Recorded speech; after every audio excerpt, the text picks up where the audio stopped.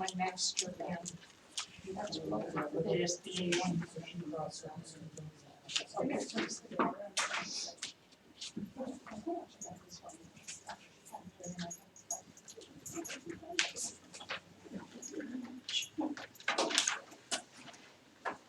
Did you get a chance to see this? Isn't that nice? Yeah. Pass it on.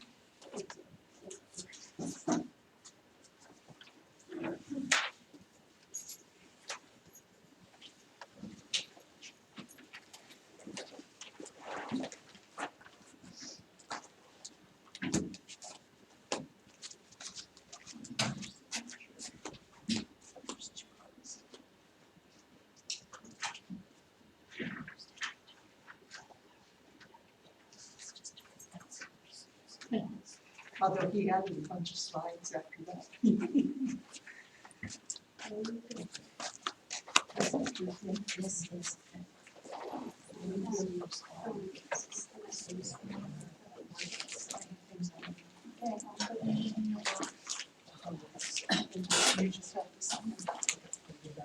Yes.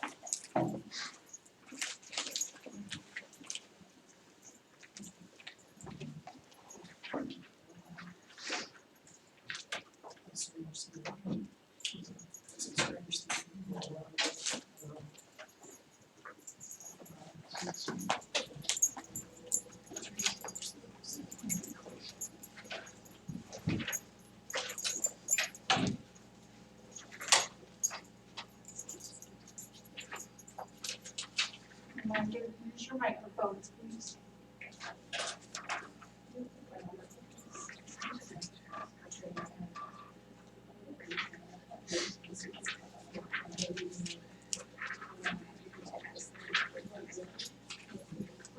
I'm sorry, I knew we didn't get it, but I thought when you sent me the draft, so we could look at that. And then when I studied it, my laptop's not working well, so I'm reading on my cell phone, I would read it like this, and it would read this way. So then I would flip, and then it would flip back, so it was, Yeah. It did drive me crazy. No, I couldn't do this. Oh. Yes. That's okay.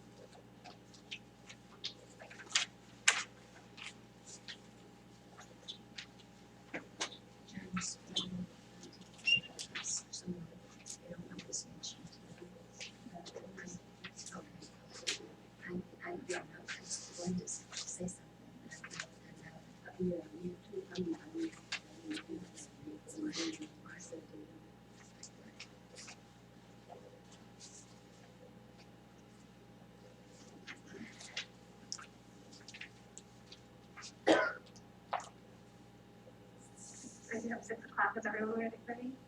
Yeah. Meeting will come to order. Please join me in a moment of silent prayer or reflection.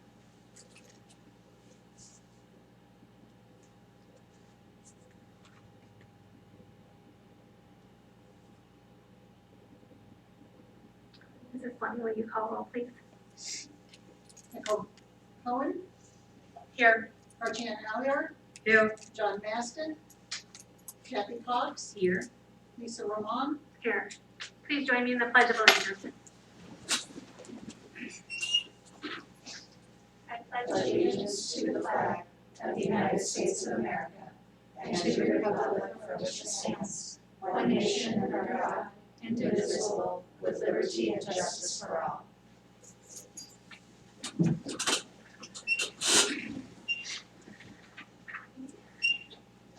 Hopefully you can see the screen. I'm going to go ahead and read the highlighted part. Until further notice, we will be enforcing the CDC 10-person limit, and we will hold board meetings with no public attendance. There will be no call to the public. Referencing the Attorney General's March 12, 2020 opinion, we are providing an email address for questions, comments, or concerns, and And that address is boardmeeting@lhusd.org. Email submissions must include full name as they will be read into the record. The meeting can be viewed live at www.lhusd.org/boardvideos. Although it may not seem like it right now, May is traditionally a time of lots of festivities and congratulations.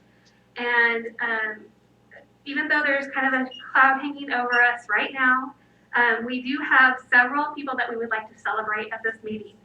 And so I will turn it over to Superintendent Assire, and she will be honoring our retirees this year. Thank you, Madam President, members of the board. Historically, for our meeting, we would have our retirees present tonight. We would have homemade cookies and refreshments and be having a celebration of those who have given their careers to Lake Havasu Unified School District. And so while our people are not present, we are going to have them virtually present on the screen, and I would like to read about each of our individuals. And so, excuse me, if you'll bear with me, I am going to make some comments about each of them. So our first honoree this evening is LeeAnne Grogan. LeeAnne is from Starline. Prior to teaching for the Lake Havasu School District, LeeAnne Grogan taught many years in California. In 2011, the district hired her and she became a roadrunner or a grande elementary school for 5 years.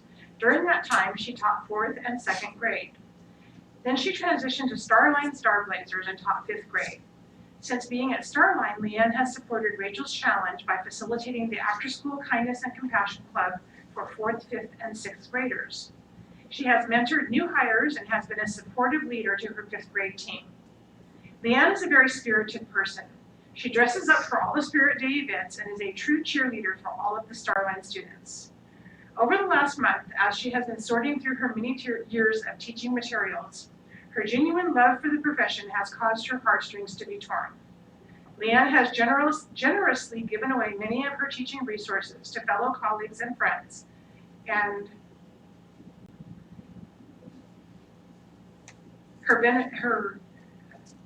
I'm sorry, this word is not correct.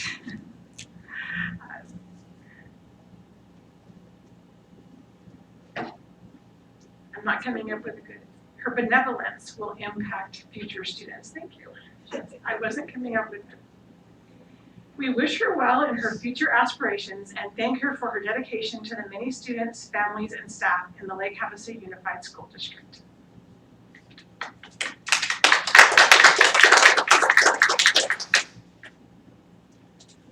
Our next honoree is Manuel Hurtado, who is a custodian at Lake Havasu High School. Manuel started in 2001 as a custodian and has served 19 years at Lake Havasu High School.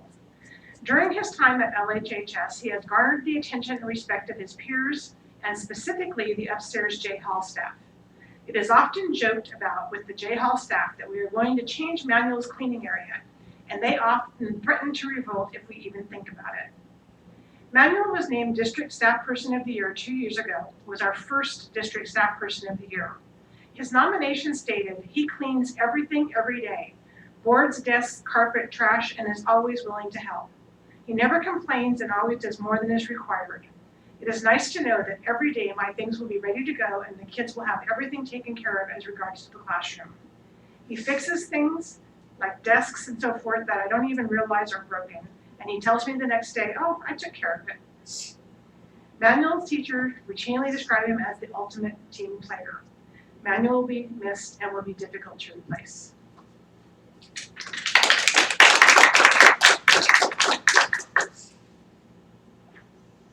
Our next honoree is Carol Kendrick from Jamaica Elementary School. Mrs. Kendrick has been an aide at Jamaica Elementary for 17 years. She has worked hard as a paraprofessional, assisting students in classes and working to supervise students with other staff during lunches, recesses, and activities. She has a knack for organization, and she has always been an integral part of the special education department, serving those teachers and making sure students' needs are supported. Several of the Jamaica staff describe her as caring, committed, and an unfailing friend. Her students describe her as helpful, caring, and someone they trust. Andrea Montez, a co-teacher at Jamaica, says, Carol Kendrick has been by my side for all of my 15 years with this district. Her impact on me cannot be described in a simple statement, except to say that she has helped me become the teacher I am today. I can honestly say that she made me better. But that's not a surprise for those who know her. She makes everyone around her better. Carol Kendrick shared her heart with me, our school, our students, and our families. She will always hold a special piece of my heart. After her many years serving the district, she is looking forward to retirement, and Jamaica family will miss her greatly. Have been blessed to have her on our team for so many years.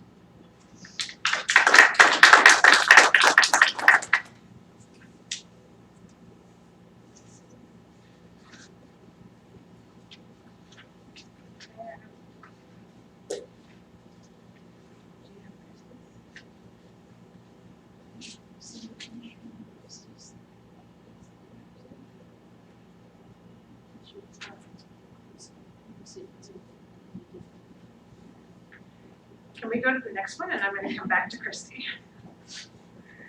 Our next honoree is Mary Jo Mulligan from Thunderbolt Middle School. Mrs. Mulligan joined the Lake Havasu Unified School District in 2002. She has served as a 2nd and 5th grade teacher at Nautilus Elementary, a 7th grade language arts teacher at Thunderbolt, a 6th grade counselor at Thunderbolt, an assistant principal and athletic director at Thunderbolt. And then beginning in 2005 to 2010, Mary Jo served as an assistant principal at the high school and the principal at Roundtable. In 2010, Mary Jo became the principal at Nautilus Elementary School, and in 2011, Mary Jo took over as principal at Thunderbolt. During her tenure at Thunderbolt, Mary Jo has reshaped the culture both socially and academically. All of her actions are filtered from her personal mantra: meaningful, intentional, purposeful, and if it's good for kids. Thunderbolt is known for being a 5-time National Capturing Kids Hearts Showcase School, for full PPIS implementation, and for fully embracing Rachel's Challenge. An example academically is illustrated by the fact that Thunderbolt receives students from our 6 elementary schools, local charter schools, and local private schools as the new 7th grade class. By 8th grade, almost a third of the students take Algebra 1, and annually more than 90% of those students score proficient or advanced on the AZ Merit Algebra 1 subject exam. Mary Jo also served our community through her roles as an NAU Associate Faculty, through Mojave Community College Associate Faculty, and a representative to the Juvenile Drug Court for the Mojave County Probation Department. Mary Jo, in her time at Thunderbolt, has changed the culture, and when we read her parent surveys, the question is always asked, what are the 3 best things at your school? And those 3 best things don't happen without a great principal. And so I have several of the samples here, but to give you just a little bit of an example: highly effective educators, wonderful principal, and great school culture. Atmosphere, relationships, learning. Wonderful teachers, surveillance and vigilance of students on school grounds, engaging educational activities for students.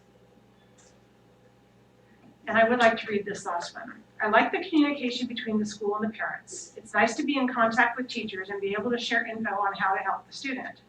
We are new to Havasu, and I'm really impressed with the schools here and the teachers. My son has done amazing since being in Thunderbolt Middle School. We know that Mary Jo will continue to serve her community in retirement while also enjoying her golden doodle, sailing, and flying to new adventures with her husband. Congratulations, Mrs. Mulligan. Can we go back one now? Thank you. Christie Locatis, Lake Havasu High School. Christie Locatis started in 1990 as Mr. Becker entered high school and has taught mathematics to the students of Lake Havasu Unified School District for 30 years. During her years at Lake Havasu High School, she has made an impact beyond the walls of her classroom, where she has built strong relationships with parents and their students. Beyond the instruction in the classroom, Christie has been involved in her students' extracurricular activities. Christie can often be found at athletic events, school plays, choir concerts, or community events. During this pandemic, Christie has stepped up in becoming a teacher of online students. She is now video recording herself, doing lessons, having classroom communication with students through Google Classroom, and enjoying this new phase of her career right before retirement. Lake Havasu High School is thankful for her service and is even happier that she will be back next year.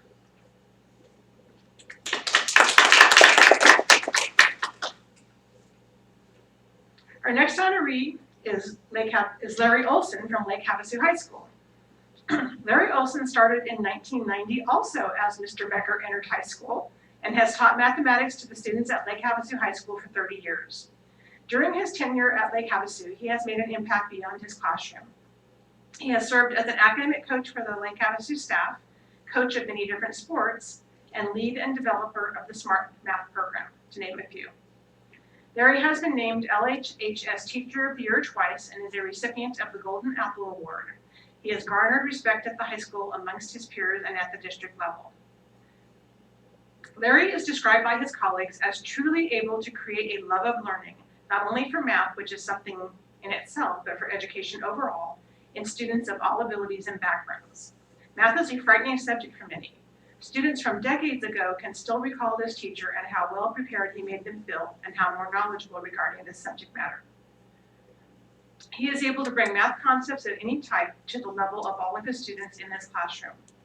Even though math comes easily to Laurie, he acknowledges that it is not the case for the majority of students.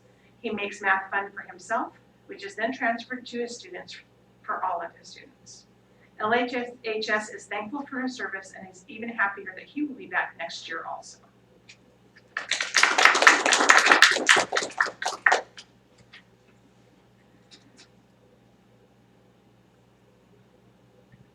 Cynthia Parnell, Smoke Tree Elementary. Cindy has been a part of our Smoke Tree family as our evening custodian for the past 7 years. At night when we all go home and the school is quiet and still, Cindy was firing up her vacuum and starting to whirl through the building. She would vacuum, clean, and leave thank you and encouragement notes for staff and students. Mrs. Parnell's evening goals were to prepare and present a school that was clean thoroughly and completely for our staff and students every morning. Her time management, attentiveness, and great sense of humor made our school a clean, fun place to work. Mrs. Parnell always noticed when a room or appliance needed special care, from every desk to every matching chair. She fulfilled every request with a smile and a quick to-do. She knew her job and performed her duties with love and care. We loved seeing her smile and the way she cared for everyone at Smoke Tree every day when she came to work. Although the cleaning queen will be missed, she will remain a part of our lives, a part of our Smoke Tree team, and our forever Facebook friend. Happy retirement, Cindy.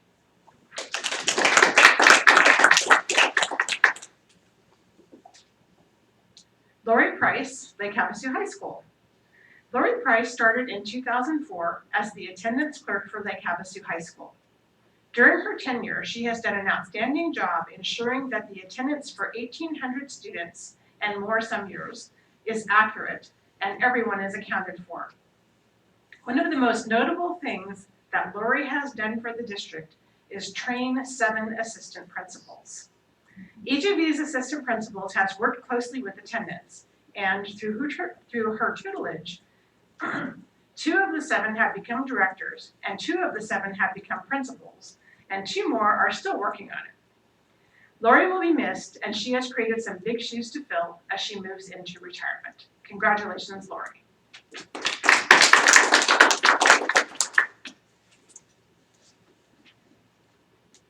Our next honoree is Claude Sanders from Havasupai Elementary.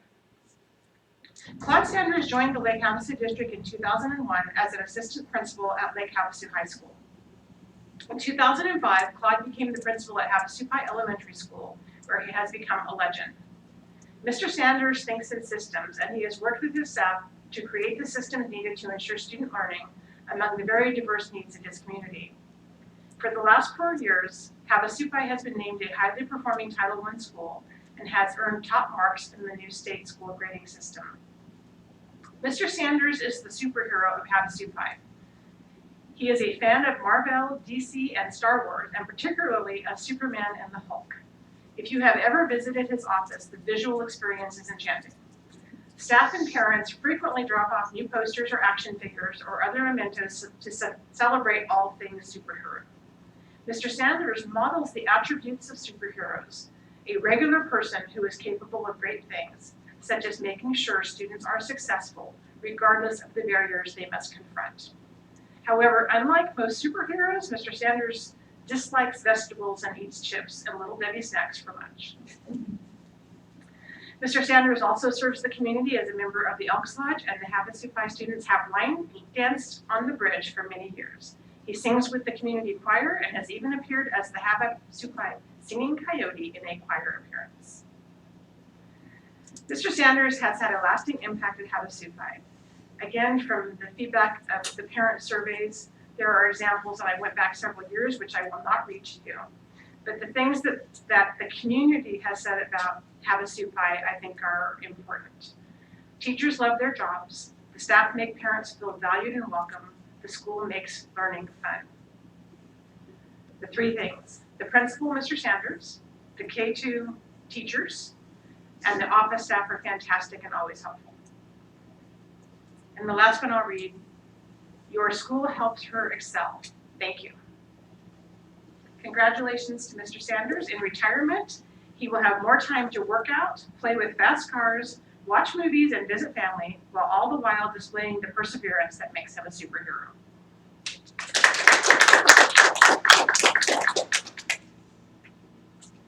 Our next retiree is Linda Stauffer from Smoke Tree. Mrs. Stauffer has been sharing the love of learning and knowledge at Smoke Tree Elementary for the past 18 years. Mrs. Stauffer's, is it Stauffer or Stauffer? I should say that correctly. Mrs. Stauffer's library was the place you could always find students discussing the latest books and most popular characters. It is the heart of our school, and it's where mystery, suspense, and adventure begins the minute you open a book. One of Mrs. Stauffer's greatest gifts is the ability to connect students with the right book. She wanted to create lifelong readers, and knew good books would take her readers on compelling journeys and would make a difference in their lives. She would read a variety of books at once and hold book study discussions with students from all grade levels in order to motivate their interest in reading.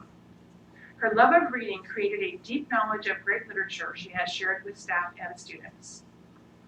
Our staff and students will truly miss Ms. Stauffer. She shared her love of knowledge, learning, and reading, and left a legacy of readers who will always know the thrill of reading. Ms. Stauffer is one very special and dedicated librarian who was a reading hero to all. Happy retirement, Linda.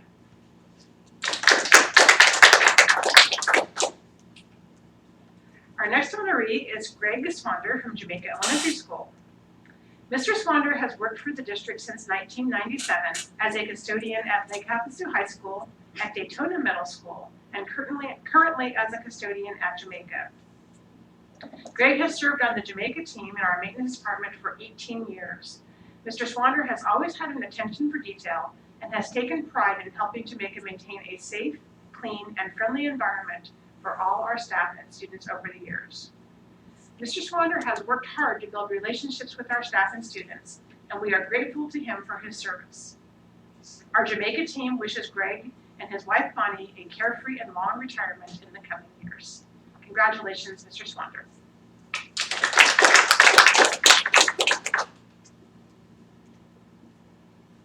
Our next honoree is Mrs. Aggie Wolter. Aggie Wolter joined the Lake Havasu School District in 1997 as a special education teacher at Thunderbolt Middle School. In 2003, Aggie became the Director of Special Services, a role she has served with distinction. Special Services includes health and safety, special education, Head Start and preschool, and emergency management. Mrs. Wolter has been an advocate for our special education students, ensuring they have the opportunity to learn in the best and least restrictive environment possible. As a member of our administrative team, Mrs. Wolter serves many functions, including data cruncher, therapist, cheerleader, collective memory, and enforcer of the Family First philosophy for work-life balance. Mrs. Wolter is described as a very caring and very supportive of her team. She is the first to be there when help is needed for everyone. She steps up when no one else will. Aggie is very crafty, and not the kind of crafty described by the Beastie Boys. Her craftiness is actually creativity and is evident at every celebration, from holiday boardroom decor to Rachel's Challenge reminders to administrative assistant luncheon to theme parties in Building A. Mrs. Wolter has served our community in her leadership role by working with organizations and boards such as Mojave Mental Health and Southwest Behavioral Health, Mojave County Courts and Probation, the Lake Havasu City Safety Community as a stakeholder representative, the Community Health Foundation, hospice, and many others. Lake Havasu families have benefited from the relationship she has built and maintained. Mrs. Wolter is the mother of 3 boys, and her stories are pretty entertaining. She has a great sense of humor and faces challenges with grace and patience. While Mrs. Wolter will be coming back to us on Prio, she will also be enjoying her husband's recent retirement and spending time at the ranch as well as with family. The district is very fortunate to have her continued leadership.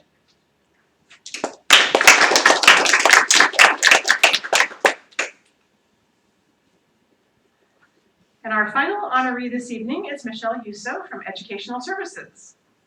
Mrs. Youso has worked for the district since 1996. She started at Havasupai as a 2nd grade teacher, and then she has moved into various positions. She's been a 1st grade teacher at Oro Grande, an instructional technologist district-wide, a 2nd grade teacher at Oro Grande, a 2nd grade teacher at Jamaica, and principal at Oro Grande, as well as a 5th grade teacher at Oro Grande, and a 5th grade ALP teacher at Starline. And now she is, she's also served as a professional development teacher on assignment for the district. She has been our district's grant specialist since 2014, during which time she has helped us transition our school and district planning processes to align with the ESSA and the ever-changing planning and funding requirements. Our principals have been blessed to have her support and have given her the coveted Fish Whisperer Award for her service. And if you ever want to know, ask her what a fish whisperer is. Michelle loves spending time with her husband on the lake and riding their electric bicycles along the shores. She also enjoys spending time with her son and daughter-in-law whenever she can get away to Idaho. We are thankful to know that Michelle will be back with the district next year on Prio.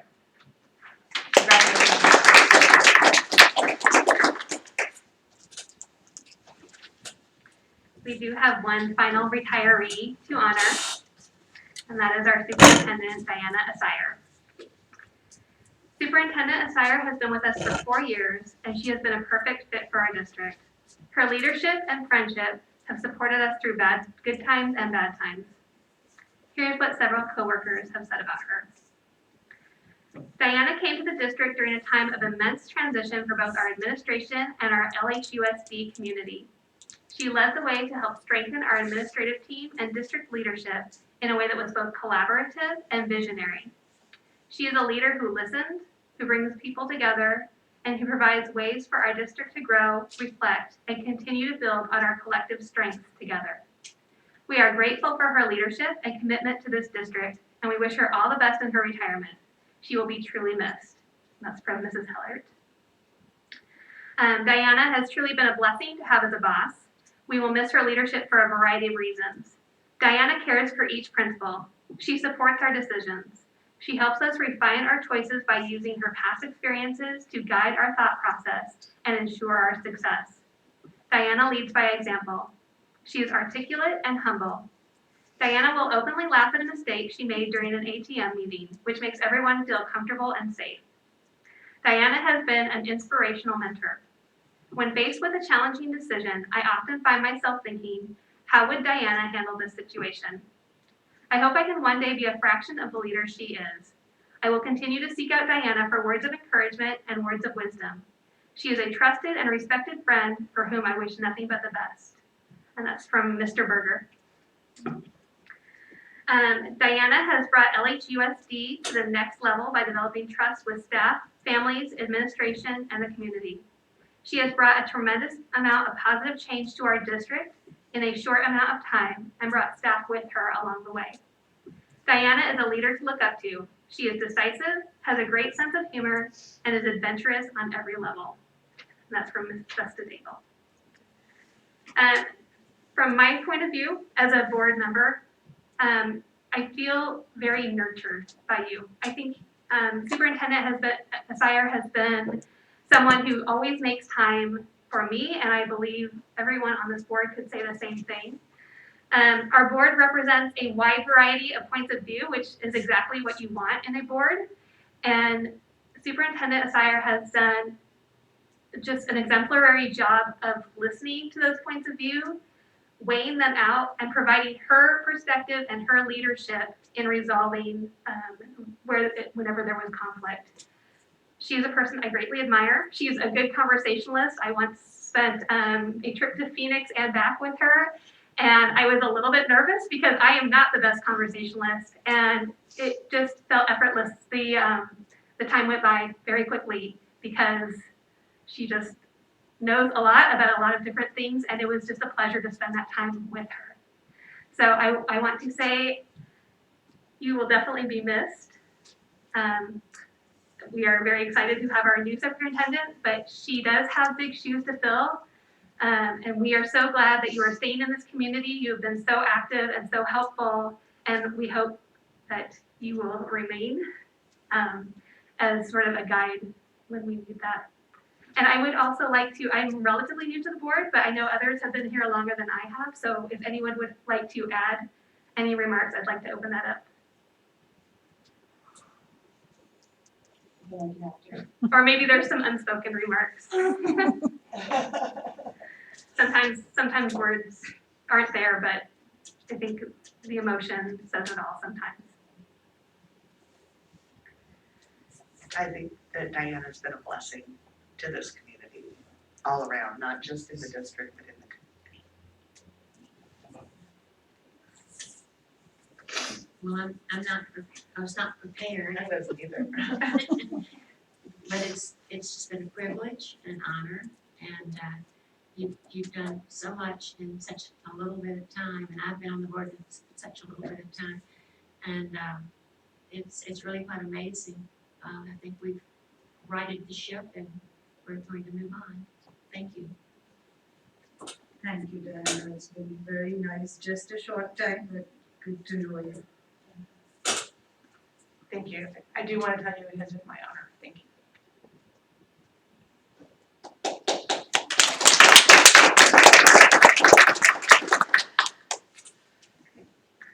Next up is our COVID-19 update, and I'm sorry for the abrupt shift in mood, but we're going from celebratory to more serious. Just a couple things. I don't think this will be anything that is news to anybody. As of this morning, we have in our county 145 confirmed cases, and in Lake Havasu City, currently there are 36 confirmed cases. So as a county, we're not the highest. Kingman is at 92, and they are a smaller city than we are. And so, and again, in our county, there have been 15 deaths so far. So that's where we were as of this morning. Most of you are aware that the governor did do a press conference last week, and he did extend the stay home, stay healthy, stay connected order through May 15th. And I'm aware, and I know I sent the information to the board, but we did officially cancel graduation, sent that notice out to the parents of seniors.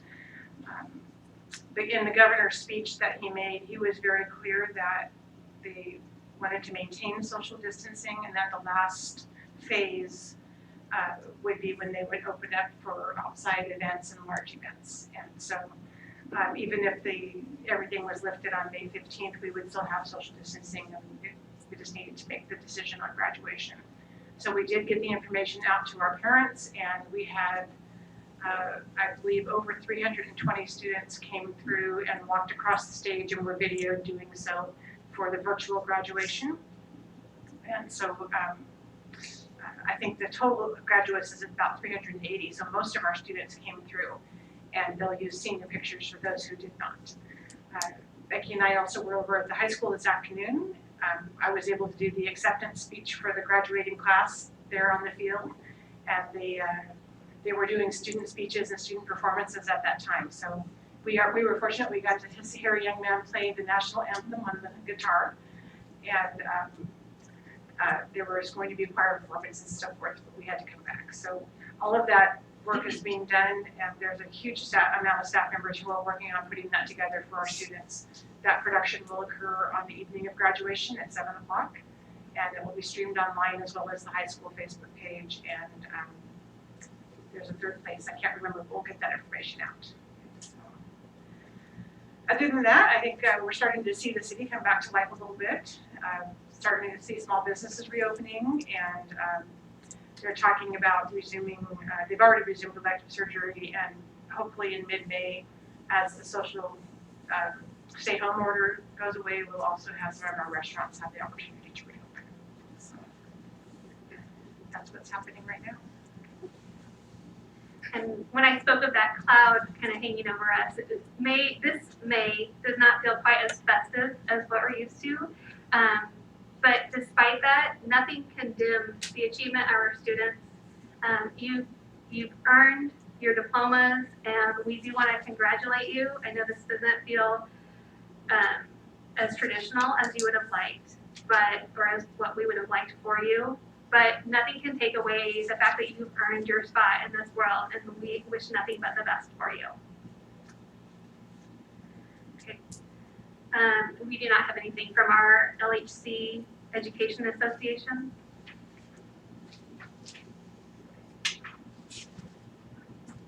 I would like to say one thing also about the emails as they come in. If the emails are about specific agenda items, we will include them in our public discussion.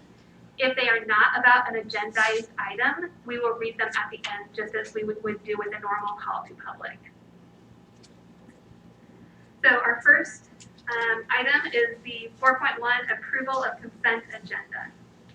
And it is recommended that the board approve the consent calendar as presented in the attached recommendation. I move that we accept the consent agenda as presented. I second. Any discussion, or sorry, it's a consent agenda, so we don't have discussion. Archana Alior, Yes. Nicole Cohen, Yes. Kathy Cox, Yes. Lisa Roman, Yes. Item 5.1 is the second presentation and review of revisions to policy GCI and new policies GCI-RA and GCI-RB. And it's presented by Mrs. Festadale. Madam President and Governing Board, it is recommended the Governing Board approve the second presentation of revised policies GCI and new policies GCI-RA and GCI-RB. New policies will replace existing policies GCBA, EA, GCBA, EB, and GDBA-R. There have been no changes except for what we discussed at the last meeting. The highlighted changes to the appointment of membership to the Board of Review, and in addition stating the Governing Board retains the ability to make changes to the policy if any time have been made since the board work session on May 24th. And the only changes since the board, there are no changes to the policies except the board requested changes from April 21st, 2020. Do I have a motion on item 5.1? So moved. I second. Any discussion? Okay. Kathy Cox, Yes. Archana Alior, Yes. Nicole Cohen, No. Lisa Roman, Yes. Item 5.2 is the second presentation and review of policies GCQE, retirement of professional staff members, GCQEA, and GCQEA-E, retirement of professional support staff members, post-retirement employment option, and GDQC, retirement of support staff members. And this is presented by Mr. Murray and Mrs. Festadale. Madam President, members of the board, it is recommended that the board approve the second presentation revisions to policies GCQEA, retirement of professional staff members, GCQEA, and GCQEA-E, retirement of professional support staff members, post-retirement employment option, and GDQC, retirement of support staff members. There have been, as you recall, the first presentation was the revision for both legal councils of not only the NAEBT but also the district legal councils as well. Well, the only clarification that we'd like to point out is in GCQEA for the PREO policy. There were 5 or 6 bullet points that were added by legal counsels, and that was reduced down to 3, where it offers complete, hopefully complete clarification of the PREO expectation, especially when it comes to COBRA coverage versus district retirement benefits. I believe it's the last 3 bullet points in the first read version that were kept in this policy. Also, that last section in GCQEA where it says basis of employee contract wage agreement for subsequent years of employment, that was stricken to include reemployment because the district does not offer subsequent years of PREO or multiple years of PREO. It's just 1 year. And then Mrs. Festa-Daigle has a correction that will need to be made tonight in the second to last bullet point of that section. She'll clarify for the record. And so that last sentence, the bullet that begins with benefits will be limited to accrual of leave and vacation when applicable. The last sentence of that should just state staff who are reemployed will be eligible to receive health and or life insurance benefits, to take away all of the second or subsequent year language, because we don't allow for subsequent years of PREO, we just allow for 1 year and then reemployment.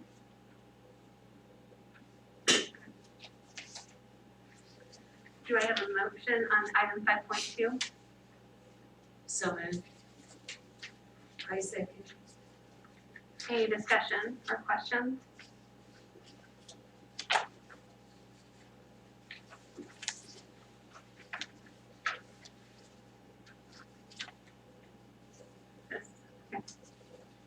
Regina Allier, Yes. Nicole Cohen, Yes.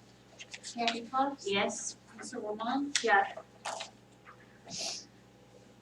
Item 5.3, second presentation and review of policy KCD, public gifts and donations to schools. And this is presented by Mr. Murray. Madam President, members of the board, it is recommended that the board approve the second presentation of revision to policy KCD, public gifts, donations to schools. And there have been no changes since the first read. Do I have a motion on this item? I move.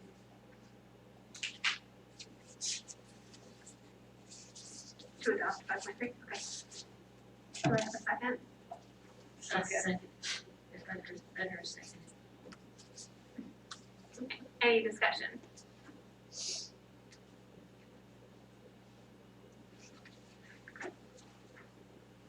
Nicole Cohen, Yes. Kathy Cox, Yes. Regina Allier, Yes. Lisa Roman, Yes. Item 5.4 is the approval of EduLink Systems as app developer, and this is presented by Ms. Festa-Daigle. Madam President and Governing Board, it is recommended that the Governing Board approve EduLink Systems as the developer for the LHUSD parent mobile application. EduLink Systems provides a mobile parent application that will be customized for LHUSD. We will be able to link our parent website, social media, website for meals, parent notification, bookstore links, calendars, and other LHUSD specific links together under one app. This will keep our school community connected. The EduLink parent app will work with our school website and support users using their mobile devices. The LHUSD website will be updated through School Insights, our current provider for the 2021 school year. The cost for the mobile parent app will be under $5,000. This cost is reoccurring except for one-time setup fees. Information about EduLink's data security measures are attached. The Master Service Agreement and User License Agreement, Data Security, and Confidentiality Agreement, Terms of Service and Privacy Policy are attached. These agreements have been approved as to form by legal counsel. Do I have a motion on item 5.4? I move to approve 5.4. I will second that, but I would like to discuss. Of course. You would like to open the discussion then? Yes, I just wanted to ask, the budget for this, is this out of M&O?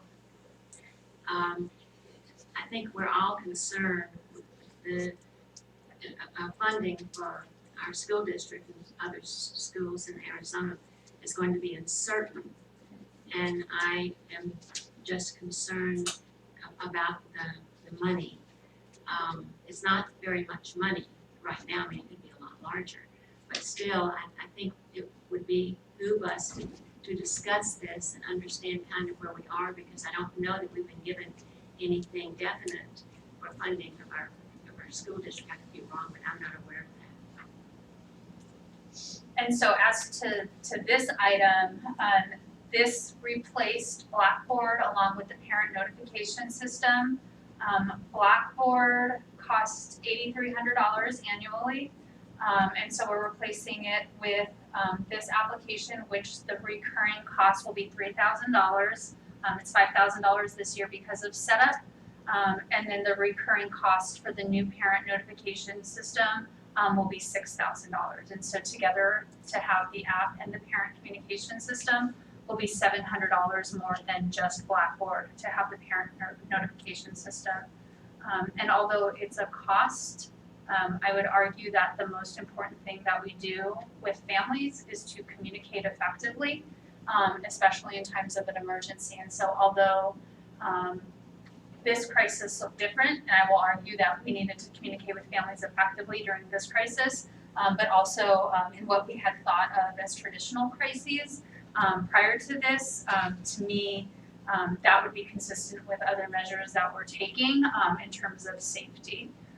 But it is also when we're looking to, for all of the reasons why we're looking to communicate with parents and to set ourselves apart from other schools. Okay, now is this a bucket in M&O that is, say, under technology, or is it just a random amount, or how does that work? Is this designated out of the technology budget? It can, yes, it can be designated as a technology piece in the M&O budget. We do carve out, we have thousands of account codes, so we do carve out budgets per DACs, or distributed accountability centers, which are individual school sites, including the district office. Yes, so it can be allocated to that particular technology funded budget. Okay, I just want to make sure that, that the public, anybody who might be watching this, doesn't think, and I think that's what you and Jamie are saying, this is not a frivolous item, it's not the next pretty thing. It's something that we really need to improve our communication with our parents. In my experience as a principal in both schools, when there was almost any problem, you could trace it back to poor communication, miscommunication, or a lack of communication.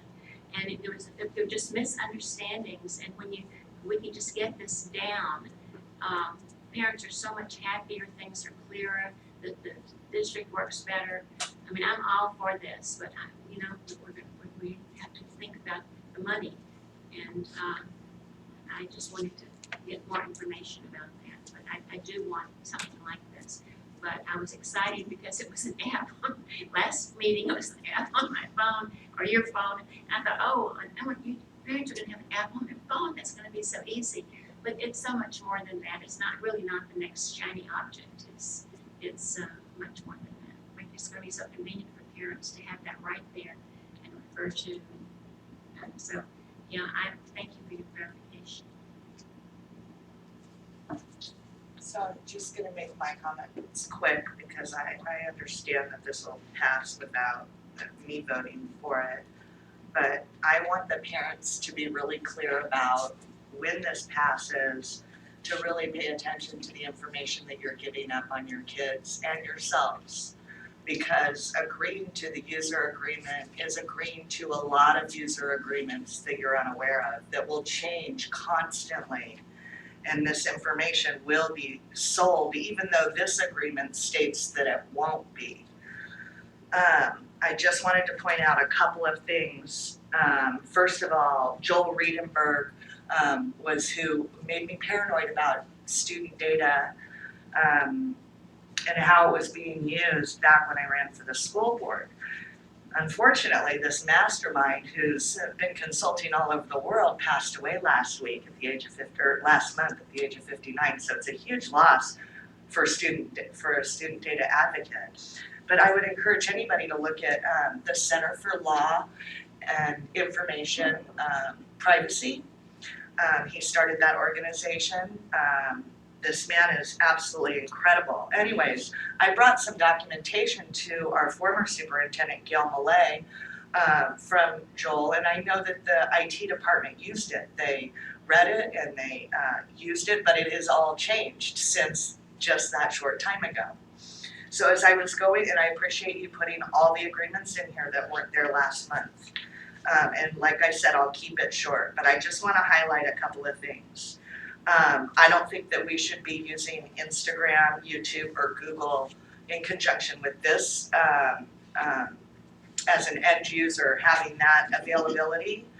First of all, because they're all violating our First Amendment right now, and that's a big problem.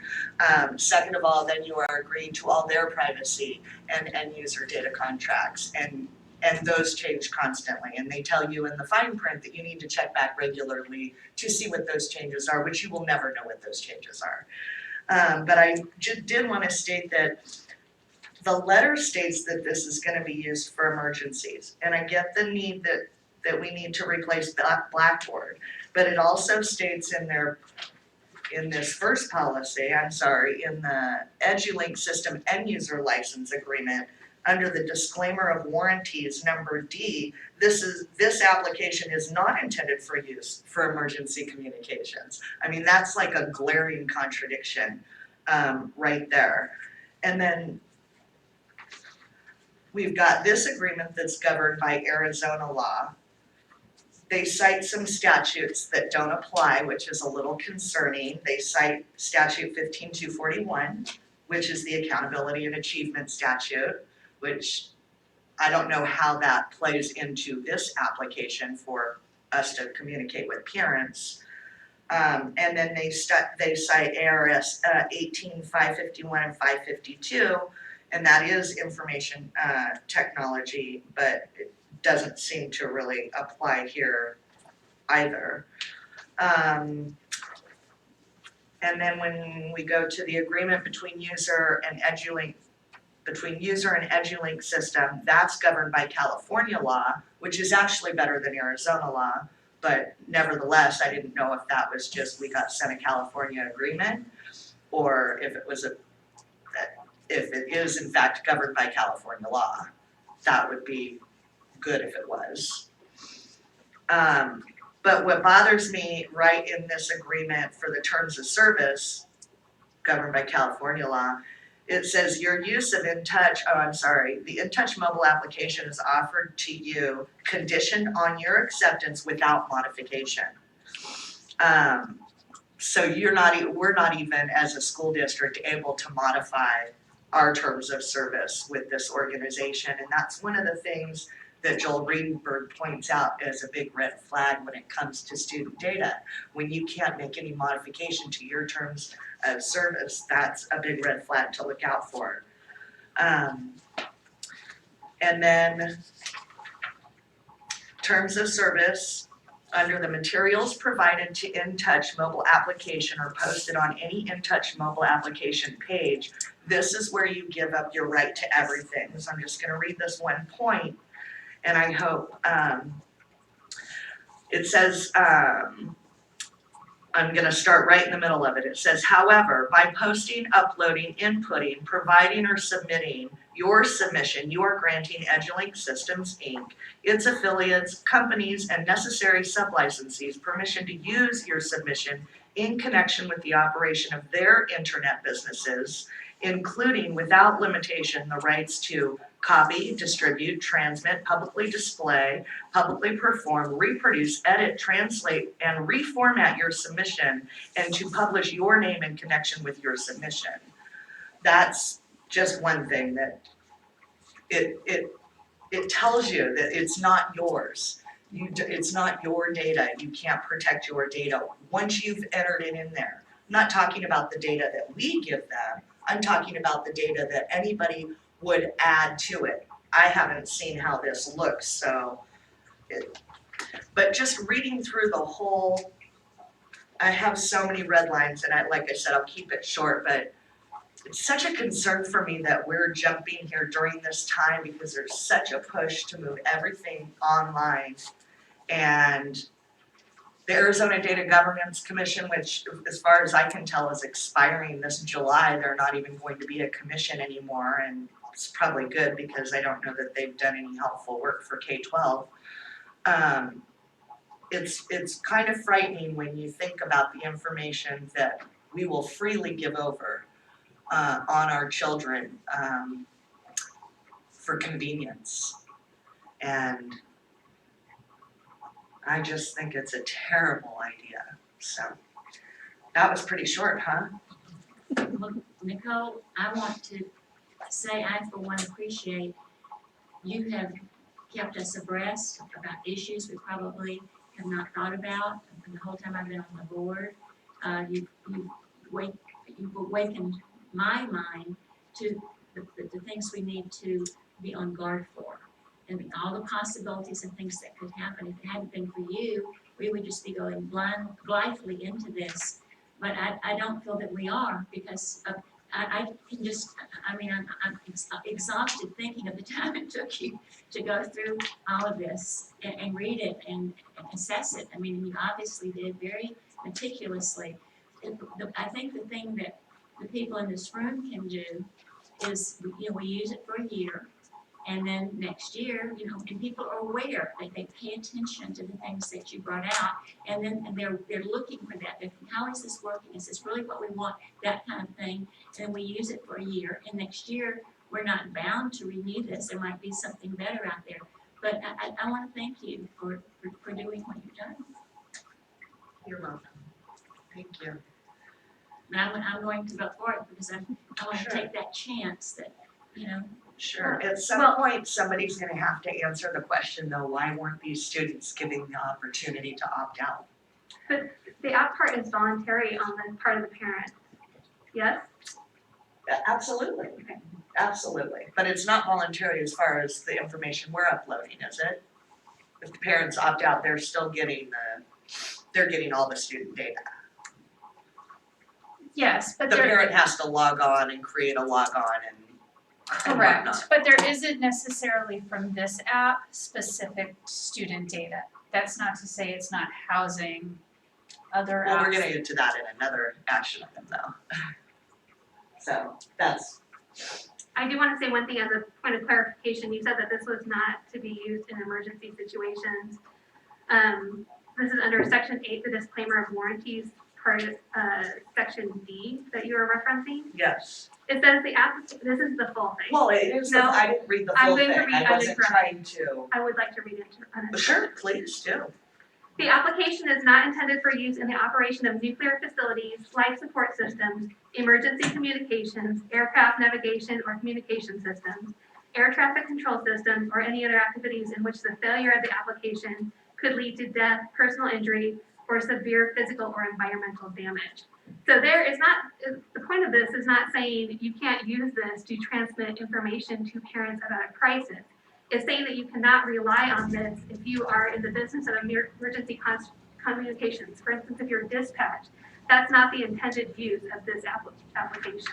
Well, that was the stated, it was stated right here, dear Alexis, EduLink system is pleased to provide you with the following proposal for InTouch notification service. With InTouch, you can send unlimited phone, email, text messages for emergencies. So it was saying for emergencies. Right. And then down here, the second paragraph, it says schools can launch and deliver critical and urgent messages in just minutes. So to me, that is saying that that's exactly what they're selling it on. Right, they're saying if you're a business, you can tell within context clues, it's listing off nuclear facilities, air traffic control, and emergency communications.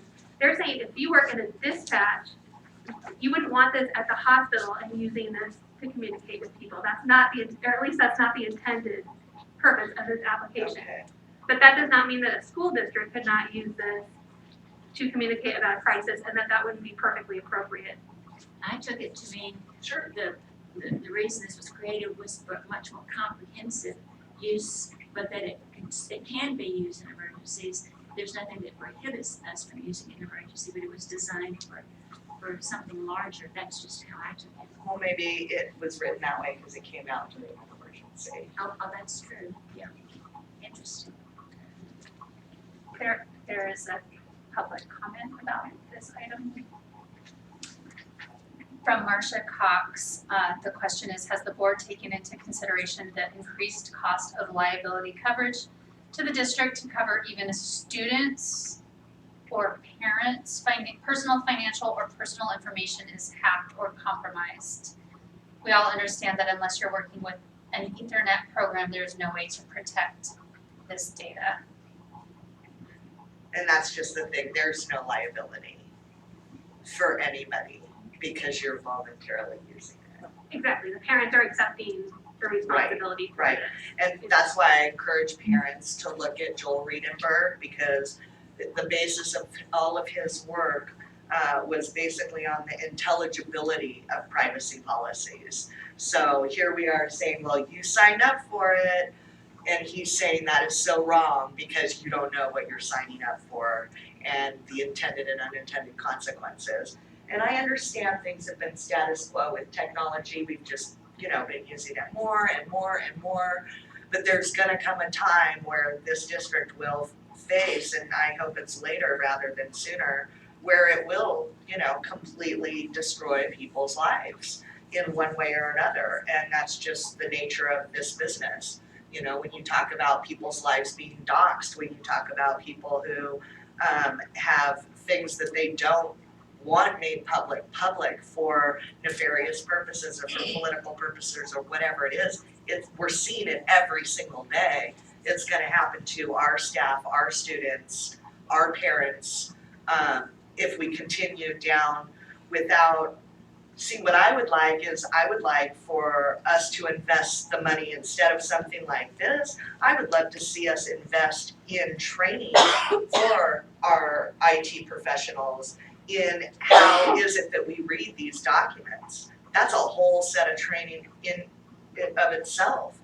But that's not the nature of the $8 billion education game. You know what I mean? It's all about, this is fine, this has been reviewed by Legal for Form, this is what everybody's doing, except for, I don't look at it that way. I think that our kids deserve to have privacy. I think it's important. So, anyways, call for the vote, it's fine. Is there any more discussion? Kathy Cox, Yes. Arjana Elliott, Yes. Nicole Cohen, No, Lisa Roman, Yes. On to new business. Item 6.1 is the approval of construction manager at risk, guaranteed maximum price, Lake Havasu High School and Thunderbolt Middle School facilities construction and renovations. And this is presented by Mr. Murray. Madam President, members of the board, it is recommended the governing board approve funding for facilities construction and renovations to Lake Havasu High School and Thunderbolt Middle School.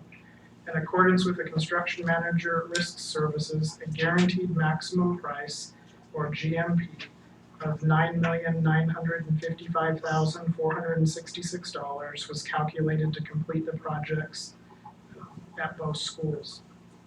On January 7th, 2020, the Lake Havasu Unified School District Governing Board approved issuance of a request for qualifications for construction manager risk services related to Lake Havasu High School and Thunderbolt athletic fields and office security projects.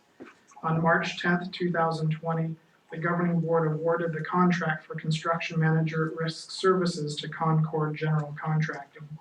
In an attempt to promote participation from local subcontractors and vendors, Concord General Contracting solicited local subcontractors from Lake Havasu, Kingman, and Parker areas.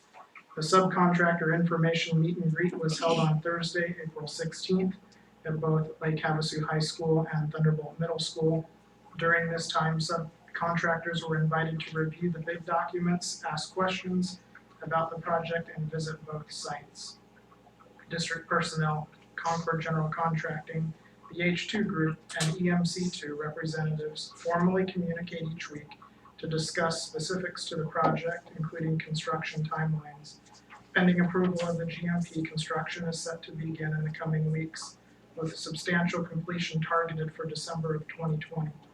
Bond capital and other allowable capital funds will be used to complete these projects, and this item has been reviewed and approved by legal, the H2 group, and purchasing. I have a motion on item 6.1. I move that we approve 6.1 as presented. A second? Any discussion or questions? I have some visuals too, if you'd Okay. like to view those on the PowerPoint. Of course. So these are the architect drawings and site plans for both sites.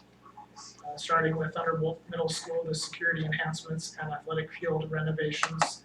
You can see here that these are just proposed renderings of the front of the school. The focal point of this, or the purpose behind this rendering, is to show, especially you can really see it on that lower right rendering, that we're attracting people to the entryway, which is to the left side of that building. There's three sets of doors when you look at Thunderbolt from the front. The center group of doors, the center bay of doors, naturally invites people there because we have the archways and the sign is above that, but really the office is not located behind those doors. That actually goes right to the center of campus. So in order to, when we're reviewing and we were looking at the security needs across the district, we as a team were trying to figure out how do we solve that. Now this, I'm not going to show you any interior pictures because we'll address that as part of the project. Afterwards, I will show you everything because at that point it doesn't really matter, but I don't want to show you areas in which we find concerning. Other people may not, but from a high level and looking at things also close up, there's some areas in which we can improve. So to the point of what I was making there, we're naturally trying to make that left bank of doors now more inviting, and drawing people to that left bank of doors with appropriate signage, concrete walkways, the flagpoles over there in that corner, and that will be the access point to campus and arriving and departing school from the front office. That will then lead to the other security measures we're going to take on inside to then create what we feel and what others are feeling will be very much enhanced improvements to the interior of that building. This is just a high-level rendering map or graphic of what we're going to be doing as far as athletic fields and just campus improvements in general. The baseball field, which is located down over here on the left side of the screen, over here on the left side, the rear of campus, should be used by the physical education department and PE. In our conversations, that's not happening. The facility down there is poor. It's definitely not acceptable. And even probably from a safety standpoint, there's probably some concerns and trip hazards regarding just uneven playing surfaces. Just been neglected for years, if not a decade. That whole area will be redone, resawed. We'll have sod installed down there where you see the green areas. The baseball field will be redone to help with physical education. It's not going to be a competitive play arena or stadium or field. It's just for physical education, but making it usable. The tennis courts will be redone. Right now, they're very much faded, so they will be resurfaced. Our community uses that quite often. So in doing these renovations, we're not only doing it for the school, but we're also doing it for those who access our facilities after hours. Then you can see the football field area, that will be completely redone. New sod will be installed. A new asphalt track will be put in. Right now, the rubberized surface is coming off, and the field and track area is closed to the public and to the school at this moment. It's been closed for quite some time actually because of safety concerns. So that will all be redone. And then the softball field up at the top right corner will also be reworked. They do use that a little bit more for at times competitive play. So that will be reworked so that there will be an outfield fence, a home run fence. It'll actually be suitable for competitive play. There's some chain link fence that's rusted out that needs to be replaced. So there's going to be some major workings to the facilities on this campus. Some major upgrades, just upgrades that have not happened since that school opened. So it's time. That school is 20 years old, probably 15 years old, I think.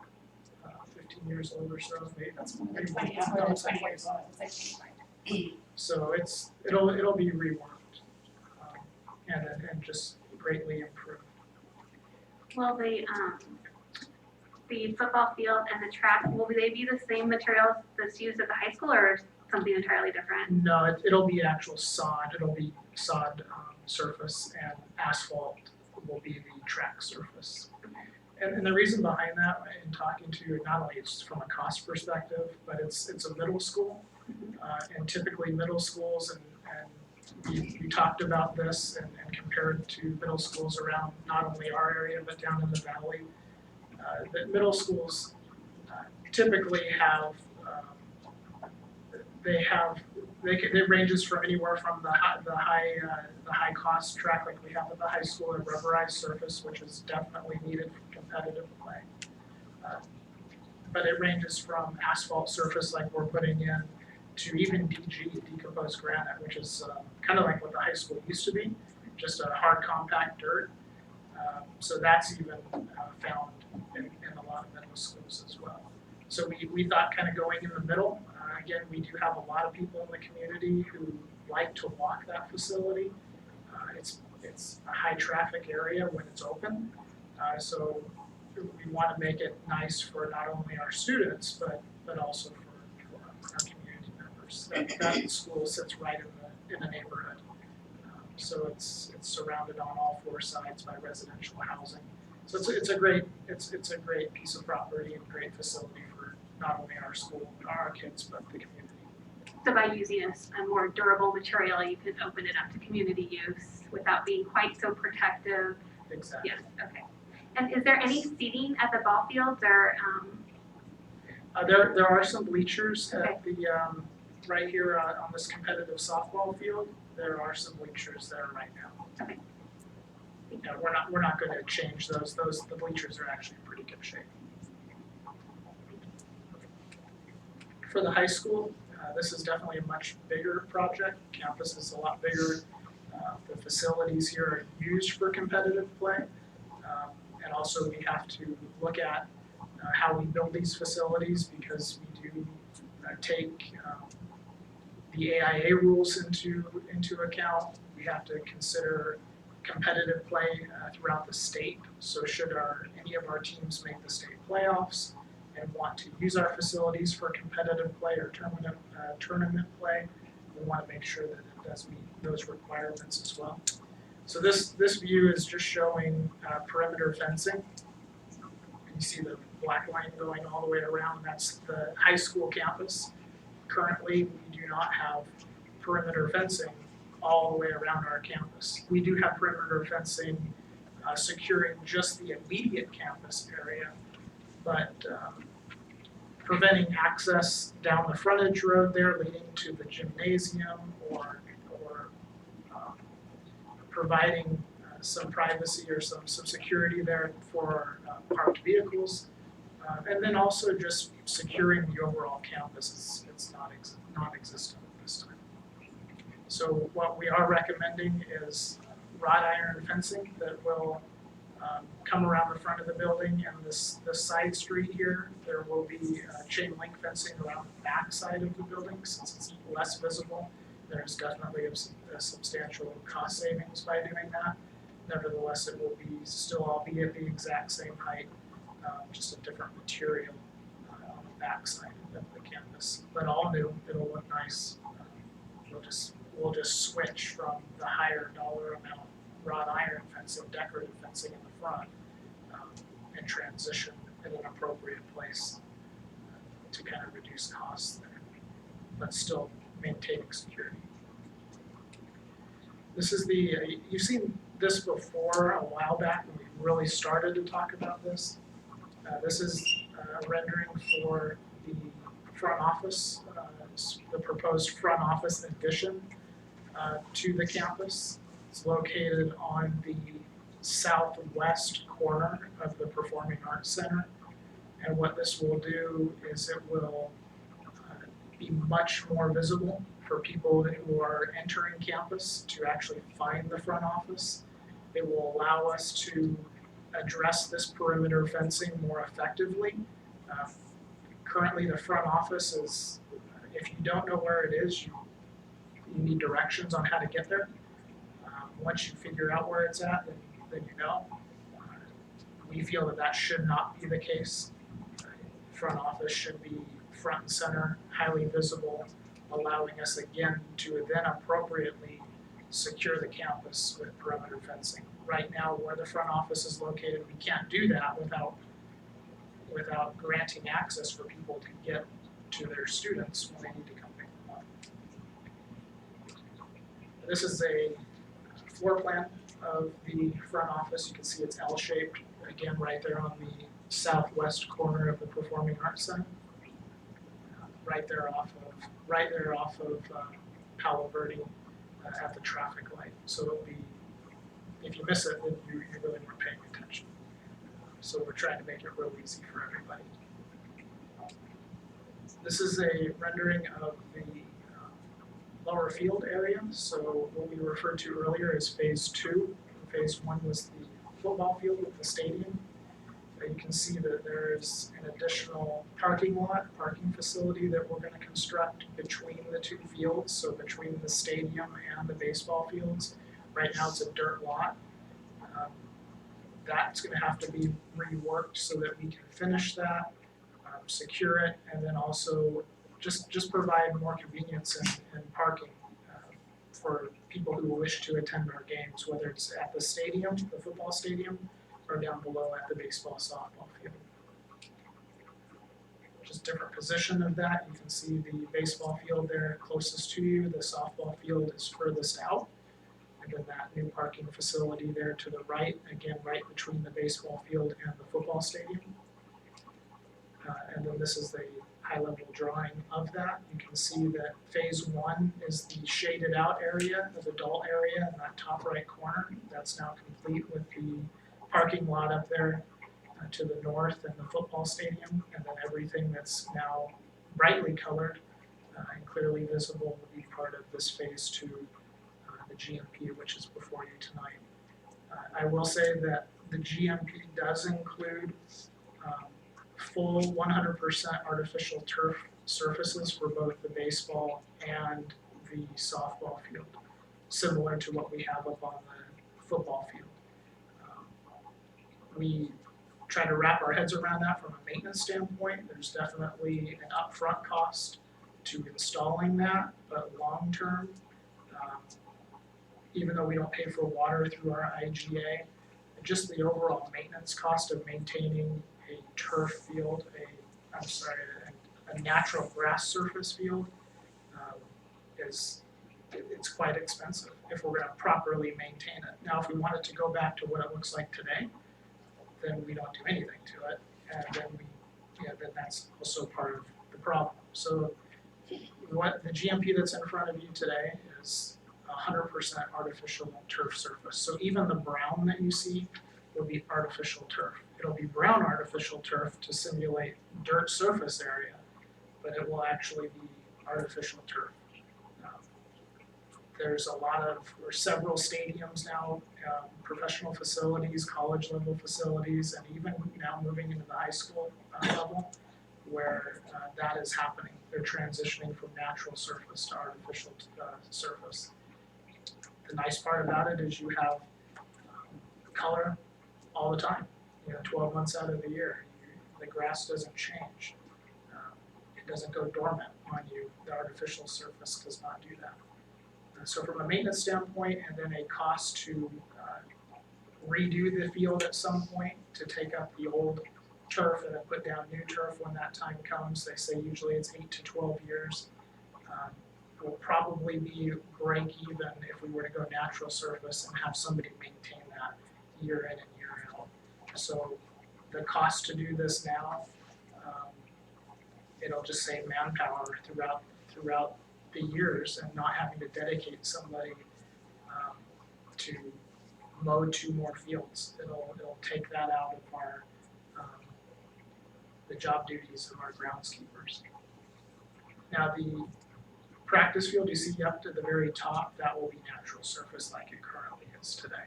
So that's a practice field that currently exists today. It was part of phase 1, but it will be reworked slightly because of some drainage. We need to continue to address drainage issues down below, but it will come back like it is shown up there, like it currently exists today.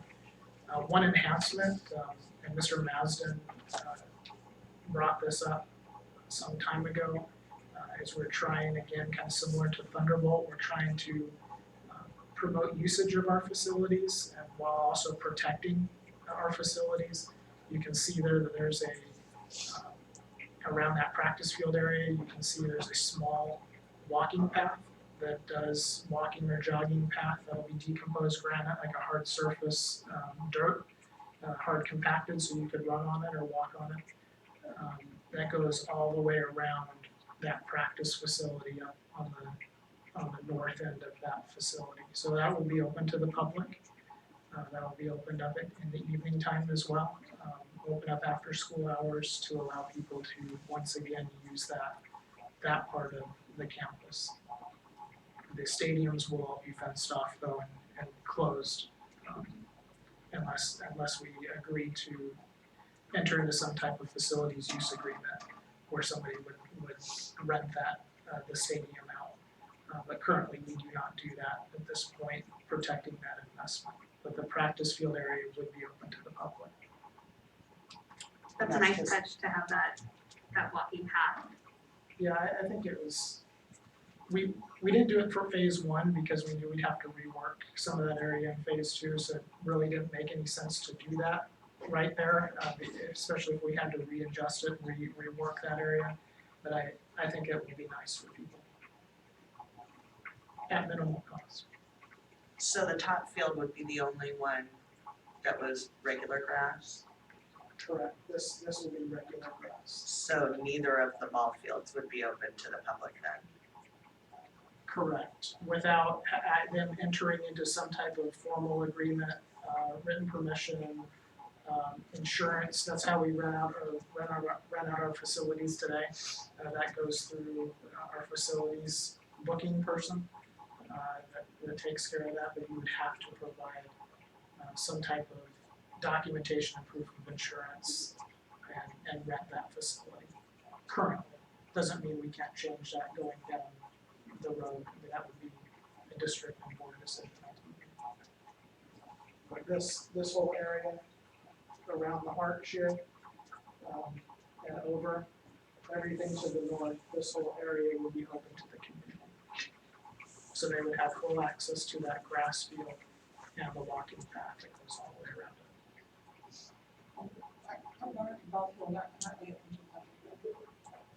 Yes, they are. Yeah, right now our ball fields down below are open. They're open to coyotes. Anybody wants to get there.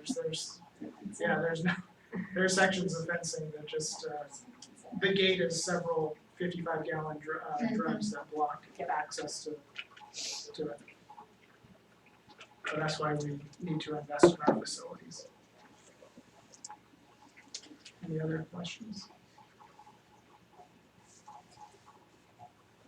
Any other discussion? Anything like it? Virginia Allier, Yes. Nicole Cohen, Yes. John Kathy Fox. Yes. And Lisa Roman. Yes. Item 6.2, approval to purchase playground equipment, structures, and safety surface materials. And this is presented by Mr. Murray. Madam President, members of the board, it is recommended the governing board approve the purchase and installation of elementary playground equipment structures from Exerplay Incorporated at a price that is not to exceed $540,000. As part of the district's commitment to construct, remodel, and renovate school facilities as communicated to voters and identified in the November 2016 bond voter pamphlet, the district is recommending a phased approach in replacing playground equipment, structures, and installing rubber mulch safety surface materials at our elementary school sites. The first phase will address the following sites: Starline Elementary, their upper and lower playground structures and surfaces, as well as Ora Grande Classical Academy's playground structures and surfaces. They also have 2 separate playgrounds there at that particular site. The additional phases will include the following sites: Jamaica Elementary, which will only have safety surface material installed there. Their playground structures are new or newer. Nautilus Elementary, playground structures and surfaces. Havasupai Elementary, both upper and lower playground structures and surfaces. And Smoke Tree Elementary, upper and lower playground structures and surfaces. Exerplay will be procured through one GPA cooperative contract. Bond capital and other allowable capital funds will be used to complete these projects, and this item has been reviewed and approved by purchasing. Do I have a motion on item 6.2? I move that we approve 6.2 as presented. Second. Any discussion or questions for Mr. Murray?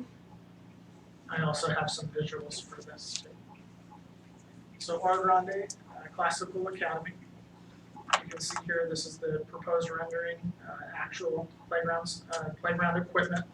It's the drawing version of that. We sat with the company as well as the principal at Ora Grande to look at the color choices. We wanted to make sure that they had some say as far as the color of the structures. We very much agreed that Ora Grande Classical Academy should have a classical coloration to it. So we do have the red, white, and blue look to it, some deep red, some darker blue, and white surfaces there to kind of just bring in that classic look, and that happens to be some of the color choices that he has already at that school. This is the kindergarten view. You can see the swing sets, the play structure there, a couple of little play components in that rubber mulch surface. The existing sandbox is a raised surface sandbox, which has some plastic barriers the kids have to step over to get into the sandbox. That plastic it weathers in the weather that we have here, the heat and the sunlight. So we're proposing to do a built-in sandbox here where it's actually embedded within the concrete, so the kids actually step down into it.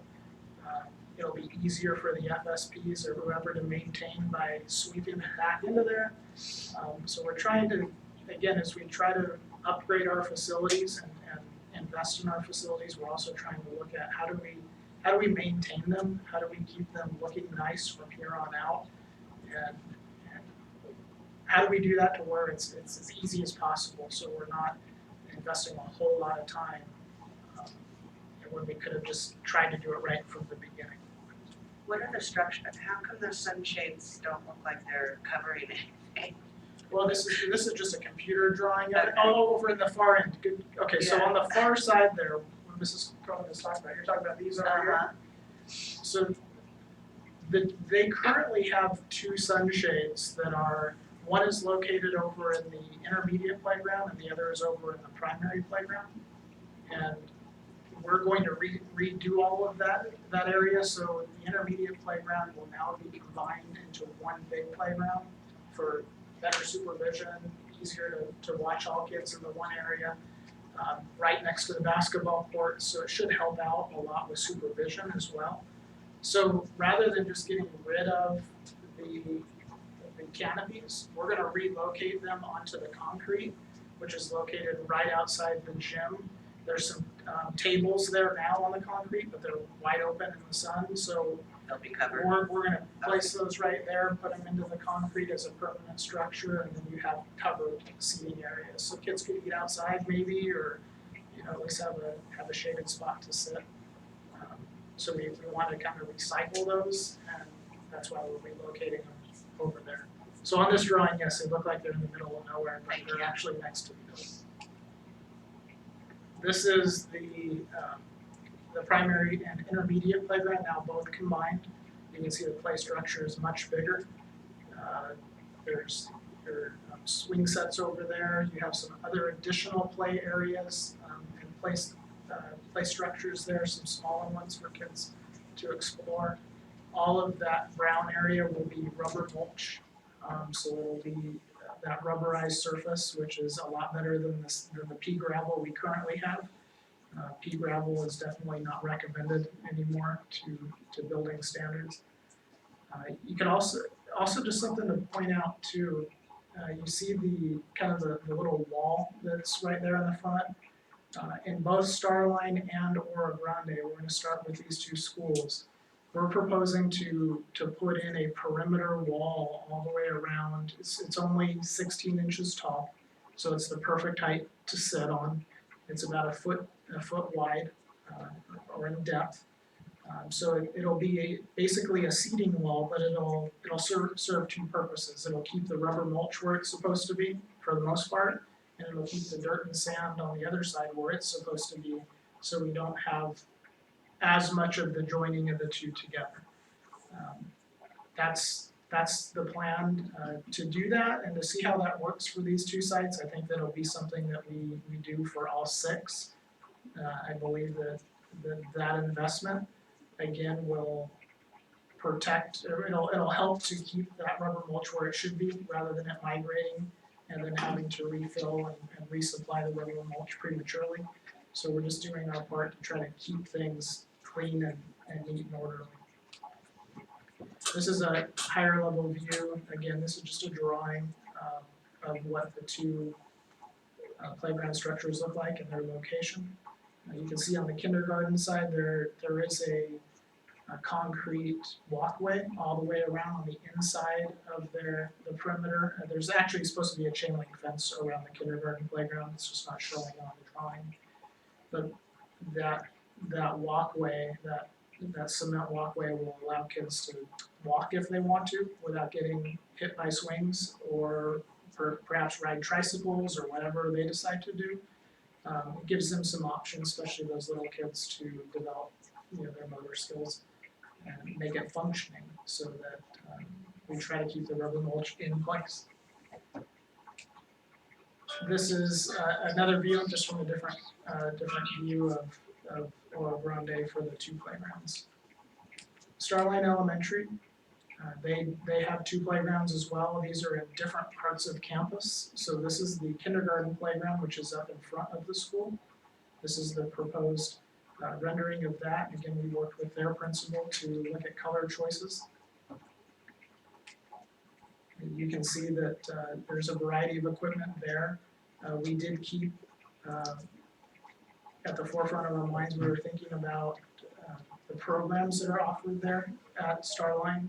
Starline currently houses the autism program in the district, so they do use this part of the playground as part of campus. They're in closer proximity to this playground, so we did include some elements there that will help kind of cater to the varying needs of our students. You see that there's some instruments out there in the front, so the neighbors are going to love that. These are just some instruments here that the kids can play on. And then you have some different pieces here when it comes to like that play dome, and that's a rolling table, so it's a table that actually has rollers so where the kids can roll on their bellies or whatever and get that the senses that will help them. It'll just help them as these young kids as they grow and develop. This is the primary intermediate playground, which is down on the opposite side of campus. And again, this play structure is much bigger than anything they have now. There's there's swings. Currently, they have the same amount of swings. They'll just be upgraded and then relocated down there in that area. There's there's different climbing structures here. There's a surfboard balancing board area back here, some spinning chairs and a dome. Just things for kids to steer, for kids to climb in and have fun. Again, full rubberized mulch surface area you see there. That darker mocha color is going to be full rubber base, so that way kids can just have fun and we get rid of that pea gravel that's currently there. In the background, you see the the basketball court. That will not be part of this project, but that's a future project because the parking lot facility that will be the new parking lot facility will go in where the current condemned basketball court is. We're going to relocate a new basketball court, construct a new basketball court right next to the playground. So again, everyone is kind of right there in that same area. It allows for just better supervision. Plus, they have access to the field right there beyond the new basketball court. The basketball court, just for your information, is before the school facilities board. We are hoping to get the state to fully pay for that. Because that is part of their minimum guidelines that they have for each school. So that is currently before them. We're waiting to hear where that goes. But that will, again, most likely will not be part of this project. That will be installed at a later date. Hopefully not too far away from the completion of this project. And so I actually have this on my phone. So this happens to be Starline. So that's one of our playgrounds right there. So you can see that old dome right there. I remember seeing those when I was a kid. And not that old, but I'm old enough. So if that was there when I was a kid, that definitely hasn't been upgraded in decades, several decades. So we're, again, trying to improve safety surfaces and just usability and upgrading our facilities.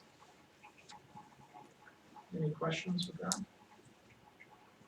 And all of these modifications are ADA compliant? Yes, with the addition of the rubber mulch that is ADA compliant, whereas the gravel that we currently have is not. Any other questions or discussion? Nicole Cohen, Yes. Kathy Parks, Yes. Reggie Antonio, Yes. Lisa Roman, Item 6.3 is the approval of our 2019-2020 revised budget, and this is also presented by Mr. Murray. Madam President, members of the board, it is recommended that the governing board approve the 2019-2020 revised budget and any over expenditures in any of the following programs within the M&O budget for the fiscal year 2020 while not overspending the overall budget limit, which is the general budget limit.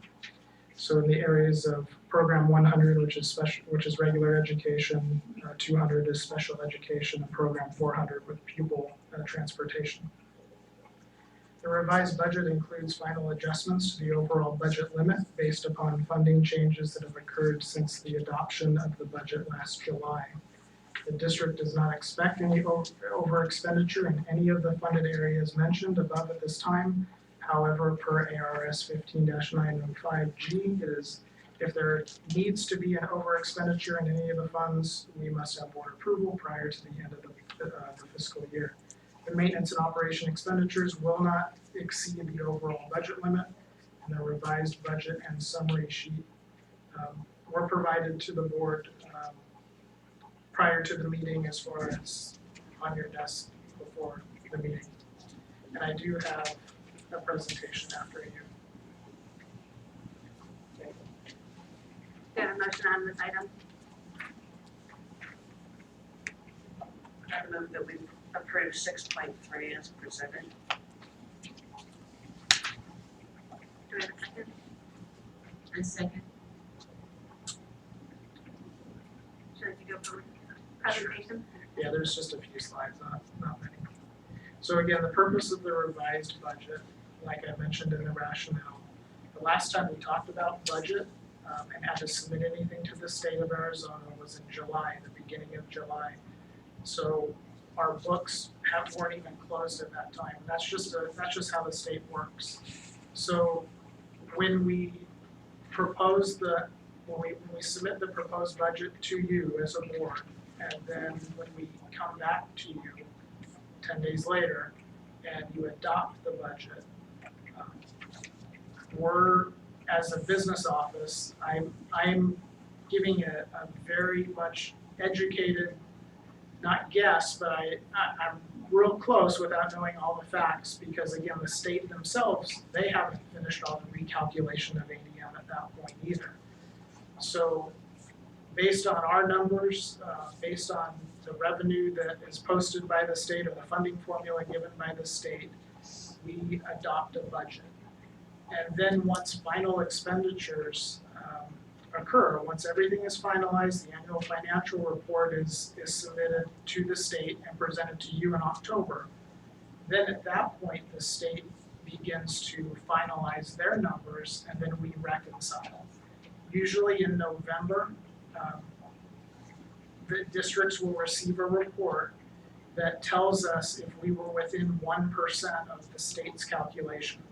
As long as our budget that we submitted to you and approved and later to the state in July is within 1% of what the state calculates, we do not have to revise our budget in December. If it's over that amount, if we're off by greater than 1%, then we come to you, just like in this setting here, in December and we revise.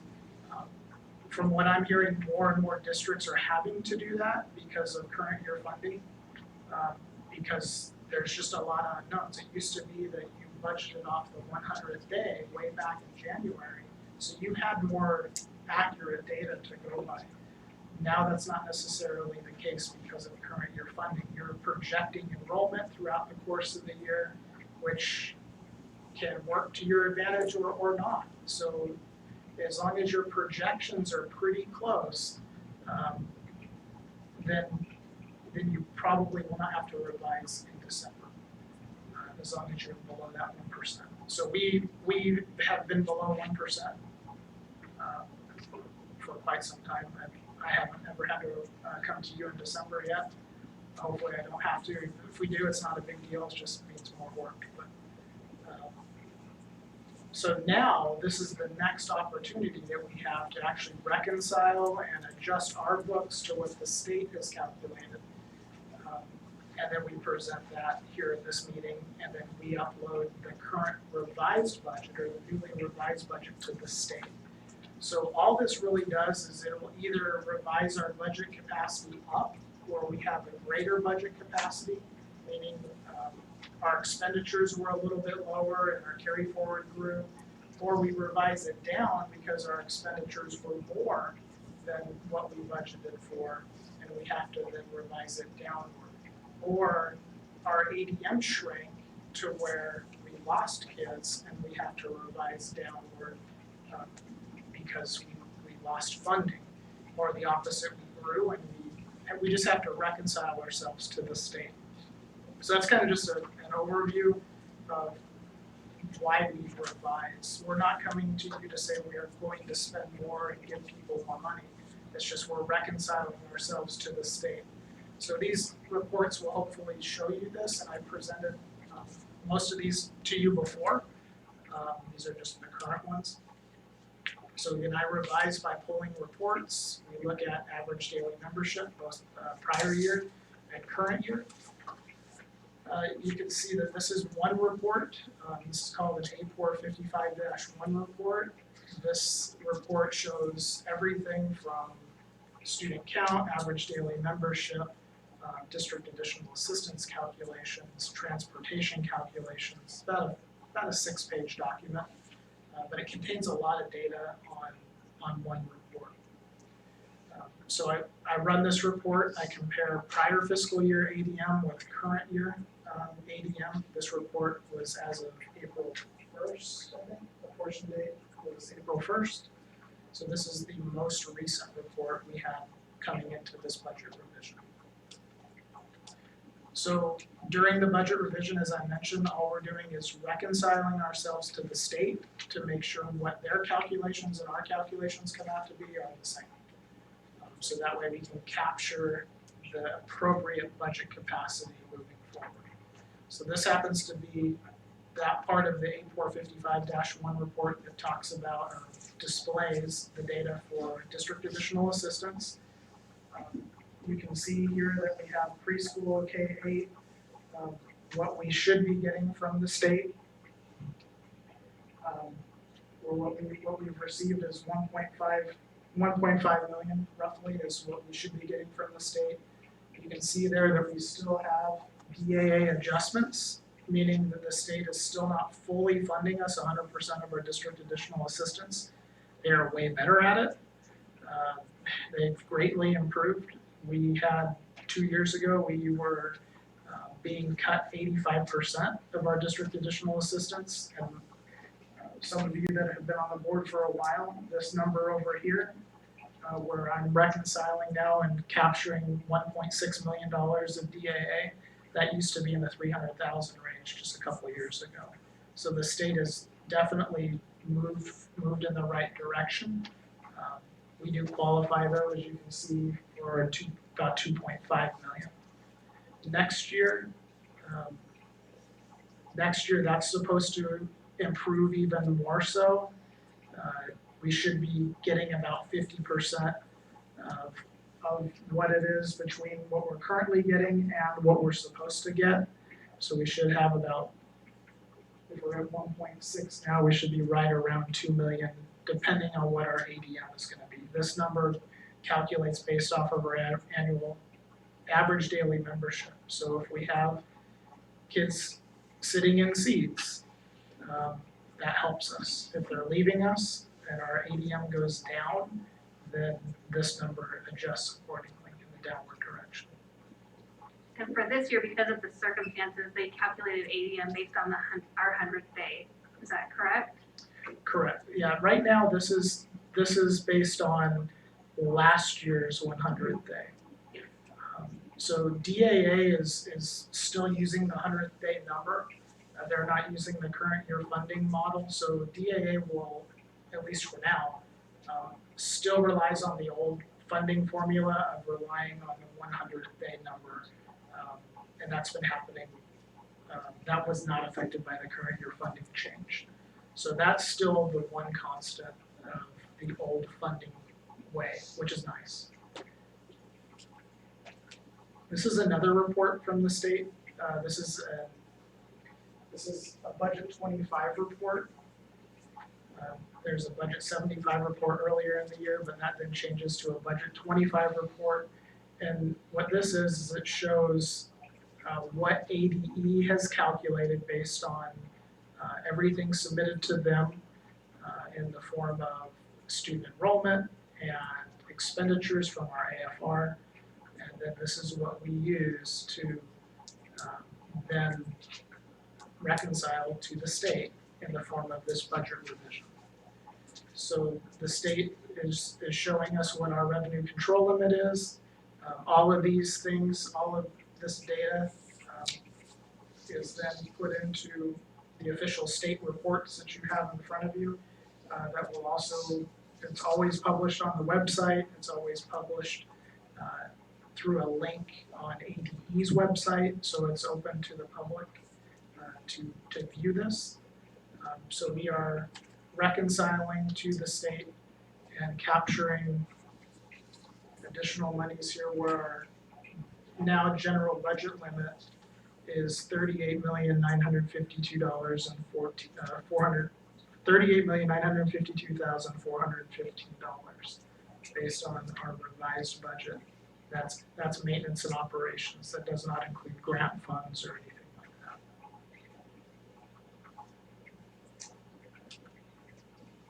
This is page 1 of that document, so you can see that in filling this out to the state, I have to, in order for the district to capture every bit of budget capacity, and that's why our carry forward either grows or shrinks in any district. If you maximize budget capacity and capture all of those dollars and properly reconcile to the state, that helps the district. It helps you to develop that carry forward so that you can move forward and not lose any funding. So you can see on page 1, that bottom right hand corner, that must be what the state is calculating. Anything less than that is money we leave on the table. And then we really fully don't reconcile, and from my experience or from what I've known, ADE doesn't come telling you that you didn't budget to capacity. So it's important that we do that. We capture every bit of that, and then it rolls. That's how you develop carry forward, is that when you capture those extra dollars, because of whatever change that occurred, if that's in your favor, you're gonna develop carry forward, and it's like a savings. You can see here on page 7, this is the simple form that actually shows your M&O column, maintenance and operations, and your capital, unrestricted capital column on the right. So in reconciling, you can see looking all the way down that column, there's the $38,952,415. All of these numbers here are based off of that budget 25 form and reconciling again to the state. And then on the far right hand side, you have the capital. We're currently sitting at $3,052,425 in new revenue. That does not, unrestricted capital does not take into account carry forward. That just sits there, and any unspent capital funds just remain in that account. You can use that for the next year or years after that. With this reconciliation, you'll recall at the beginning of the year, we did push over additional capital, additional money into capital so that we can pay off the solar project. So that's $1 million+ that are no longer on our books as far as debt. So we're doing well with uncertainty in the future. So I think this is, I believe we're in a better spot than a lot of districts because of our budget capacity and because of that carry forward, because we do have cash at the county. We actually have adequate cash there. So whatever happens with property tax collection, hopefully we don't have a large delinquency percentage that occurs. There's just some unknowns when it comes to M&O, but thankfully we do have cash on hand. We have carry forward reserve. Things should be just fine. This is the capital budget 25 section of the capital, again, reconciliation, what I just showed you on page 7. This just helps us to make sure that we're reconciled with the state. Just because the state says that this is what we have doesn't necessarily mean they won't make a mistake either. So that's why we do this. If there is anything that sticks out, then we're able to contact the state as well and look to see if maybe some report didn't go over to them, maybe they didn't capture student numbers correctly. So this allows us both to kind of make sure that we're all on the same page. And again, that's page 7 that I was referring to on the right-hand side.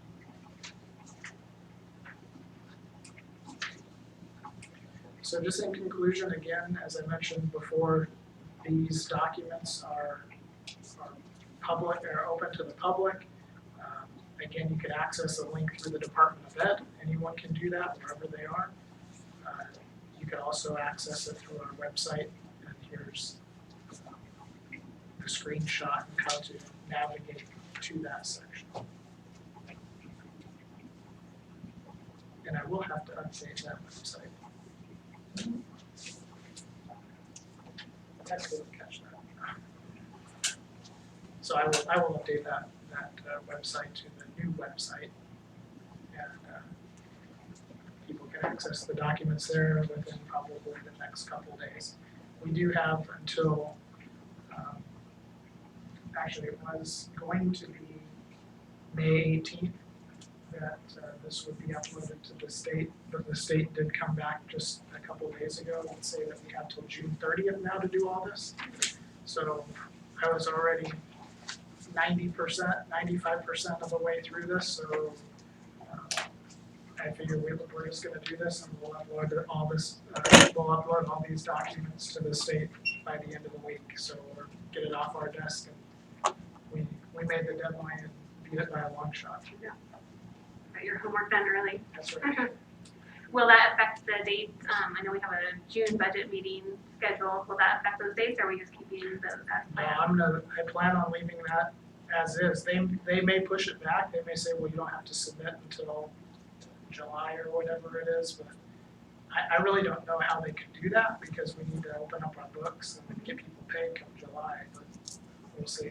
I'm planning on just using the old deadlines and just keep moving forward. Any questions?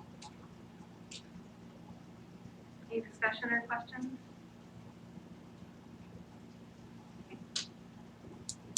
Kathy Fox, Yes. Nicole Cohen, Yes. Archiana Alliar, Yes. Lisa Roman, Yes. Item 6.4 is the approval of high school student handbooks for 2020-2021, and this will be presented by Superintendent Assayer.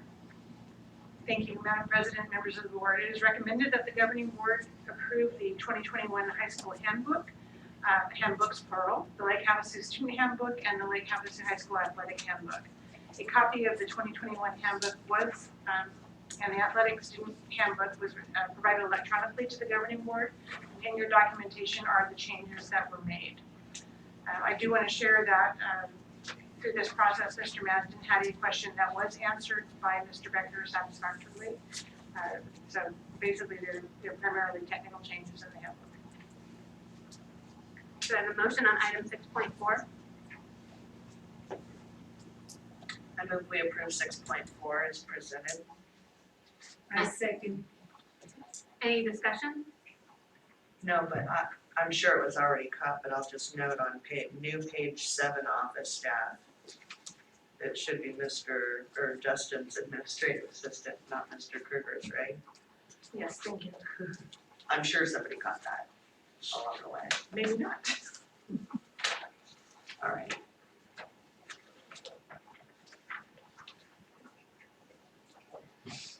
And it looks like the only real change that's added here is that they're going to put smartwatches under the umbrella of cell phones and other electronics.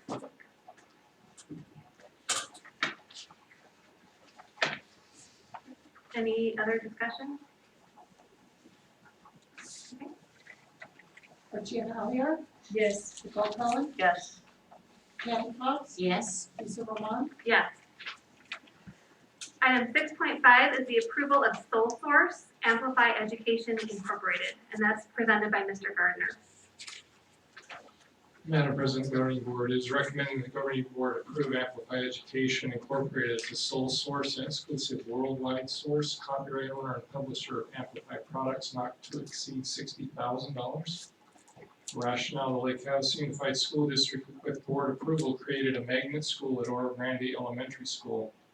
The classical education program was piloted in 2018-19 with kindergarten and first grade.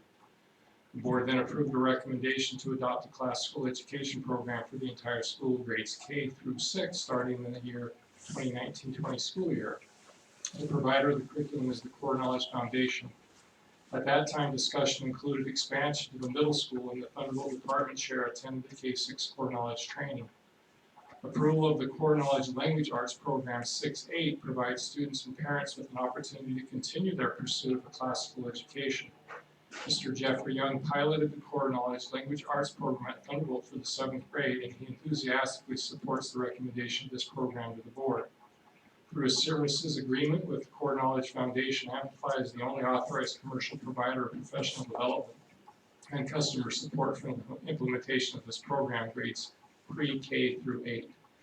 Preferred quote is for 5 years and includes student consumables, which are writing journals and student editions and digital online access. This has been approved by the business department and will not exceed $60,000. Do I have a motion on item 6.5? So moved. Second. Any discussion? So this is gonna be a blended package, an online package. So the print materials may only be ordered with a digital license, and Mr. Young said that the majority of the class comes in printables, print access, and not very much is actually guided to the online atmosphere. It's mostly for student assessment. They're taking a test over a unit that he's teaching, or they're writing an essay. That's pretty much it.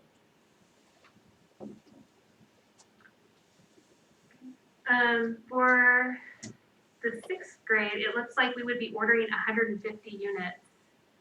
But there aren't 150 6th graders at Oro Grande, is that correct? Or am I reading this wrong?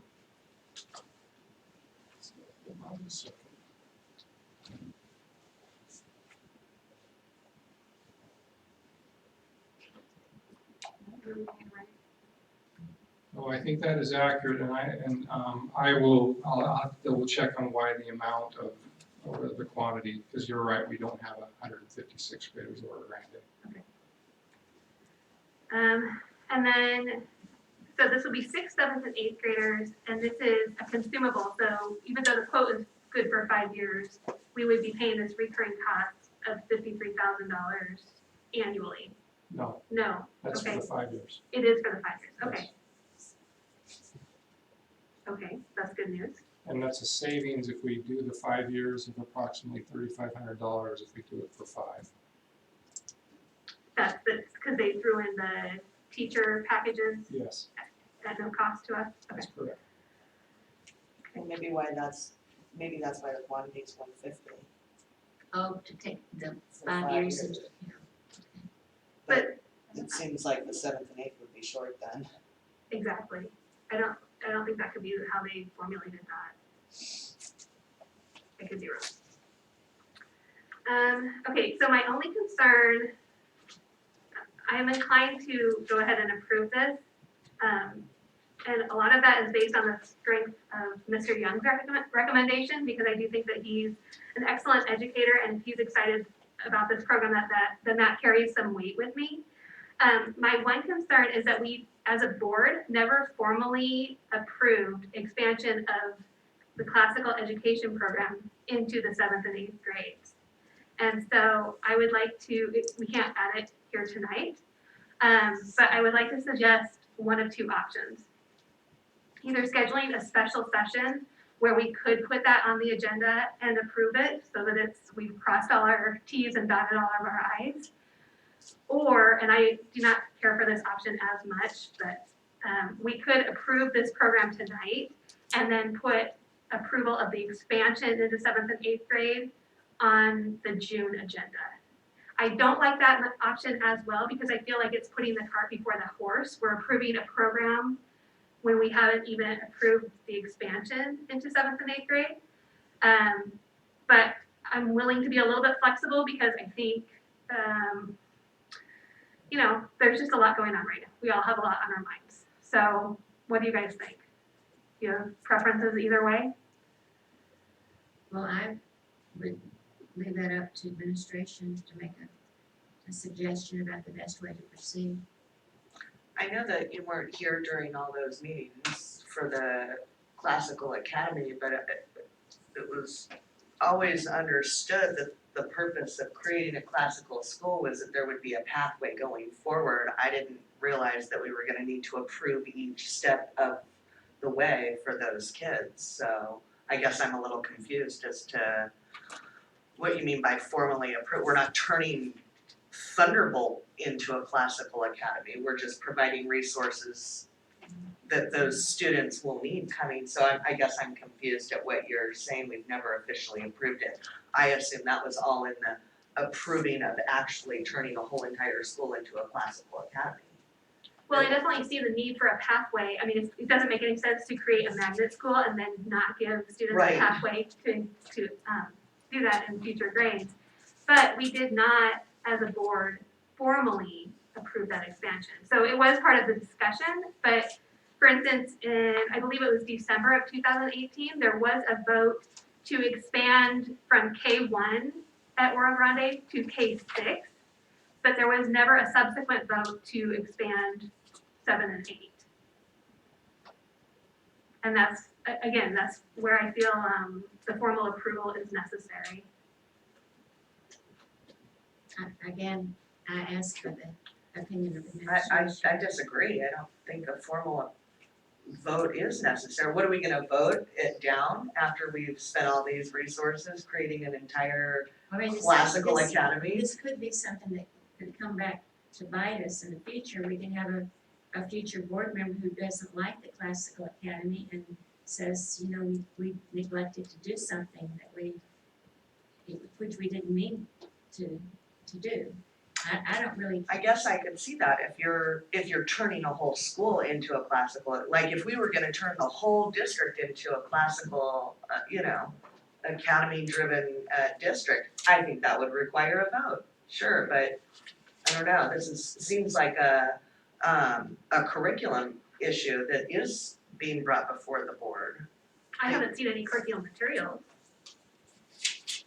Well, that's what this is, This is not a curriculum material. well, It's a contract, it doesn't give me any idea of what's actually being taught in 7th and 8th grade. okay. I thought that we took a formal vote on core knowledge though, We did. so, For K6, okay. yes? That was the original vote, was to expand, well, the original vote, was the K1, and then to expand school-wide on the K6. And at that time, the conversations were to ensure that we would have a pathway going forward. And frankly, just from my perspective, you know, I'm thinking along the lines of a CTE pathway, those kinds of things. We don't necessarily approve all of those pathways at schools, but because this is specifically tied to our magnet, I mean, it wouldn't hurt to do that. I know my recommendation, just based on the things that are happening, would be to approve the curriculum so we can get it ordered and bring it back. But we certainly could hold a special session in the next 2 weeks if the board chose to do that. So then we would be, if we did, I would rather approve this tonight and do this separately, but whatever you guys decide. But then would we be voting to create a pathway through 12th grade so this doesn't come up again? It would just be 7th and 8th in front Well, of us I would right rather now. do it through 12th grade because I don't wanna run into this problem when those incoming 7th graders are about to go to high school and then they can't use the core knowledge in high school because it hasn't been approved. Well, and the one limitation on that is core knowledge only goes through 8th grade. Okay, And so that curriculum for the high school is, it's based on the novels that are approved within the Hillsdale curriculum, and those courses of study for the high school. And so, and that's partly why we didn't bring it forward, because the intention was to pilot to make sure that it would work. And then looking at, even where we stand now, the only component we want to bring forward right now is the language arts. And so we're not yet looking at social studies or math or science. Doesn't mean we wouldn't in the future, but those are all related to the current curriculum at the middle school and how well it aligns with what all students are coming forward to, and whether we would create a pathway in those content areas as well. Well, for me, I would, I have no objection to doing it. I would like to make it as simple as possible and just put this part of it on, approve this tonight, and then your concern go on the June agenda to keep us from having a separate special meeting. I can It's live a with that. lot of preparation, for Yeah. a special meeting and so forth. So that would just my preference. I can live with that. What do you think, Archie? Do you have? Yeah, An I opinion think that one way or the makes more sense rather than at these times you don't have an extra meeting. I would agree with that. Okay.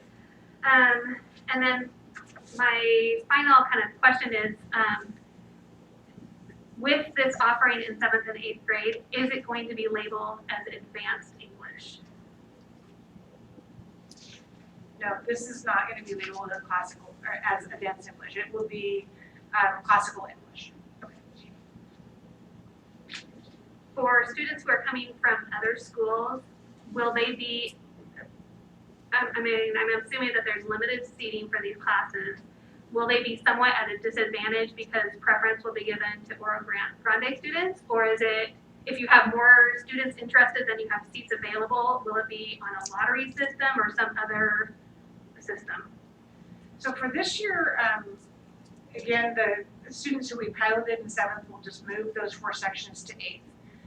For the incoming 7th graders are essentially 2 sections of Oro Grande students, and then there'll be 2 additional sections that students will be placed, not so much this year by request. And I would prefer not to go into all the details of the scheduling at the middle school right now, because there are some things that we're considering because of the potential opening of school and social distancing and group sizes, et cetera. But the idea would be that at a point after this year, parents would have an option if they wanted to have classical English, and there would be enough sections added to meet the needs of those who were interested in it. Are we locked into the 150 number if, I don't anticipate this happening, but let's say we have far fewer people interested than 150. Are we locked into that number, or is that just a template to go The on? plan right now is to fill 4 classes. So for students this year will be placed in there based on the team they're assigned to. So if they're assigned to that team, they're going to have the classical curriculum, which is intended for everybody, and then continue to do that until we fill all of the classes by choice.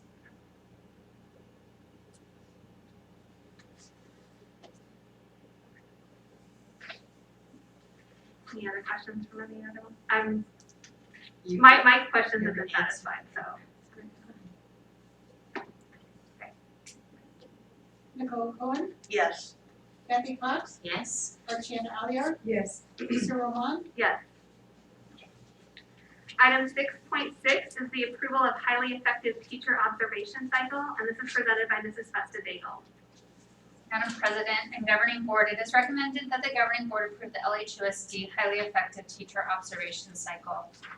ARS 15537 and LHUS policy allow for teachers who have been rated as highly effective for 3 years in a row to choose an alternative method of evaluation. Previously, LHUSD has offered a short form teacher evaluation for highly effective teachers that was a short checklist for principals to complete during the evaluation of a highly effective teacher.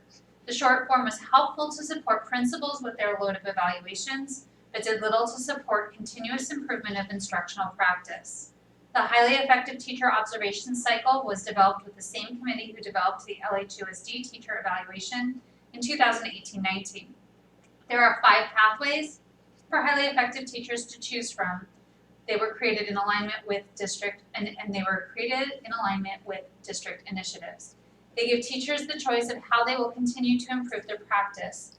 Highly effective teachers can choose to pursue or renew national board certification, coach national board candidates, enroll and take college level courses, lead professional development tailored to school and district specific needs, or participate in action research aligned to the LHUSD teacher evaluation. Teachers who choose the highly effective cycle will still have at least one 20-minute formative observation from their evaluator and meet with their evaluator to plan their goals. Evaluators must approve all plans for the highly effective teacher observation cycle. Highly effective teachers may choose the highly effective teacher observation cycle for 2 years and then will be formally evaluated in year 3 of the cycle. They may then select the highly effective teacher observation cycle for another 2 years before returning to a formal evaluation again. Do I have a motion on item 6.6? I move to approve 6.6 as presented. Do I have a second? I second. Any discussion? I just wanted to clarify something. I looked at your chart. Let's say a beginning teacher is hired by the district. When could this teacher, with the principal's permission, opt to take a different course for observation, not the formal evaluation? What year? It would be in the 4th year, so if that teacher were rated highly effective every single year, it could be in the 4th year. So you have to, in order to move on this, you have to be rated highly effective for 3 years in a row, and that's by law and policy. Okay, and then what about a teacher who comes into the district, who's an experienced teacher? Does the same follow for that teacher? They still have to? There's still a non-continuing teacher with us, Okay. and it's still Just 3 years with Just wanted us. to prove it. Any other discussion?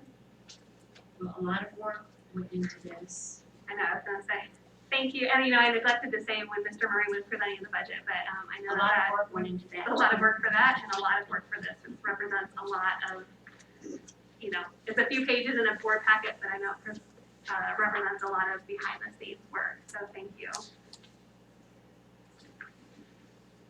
Anything else before we call for the vote?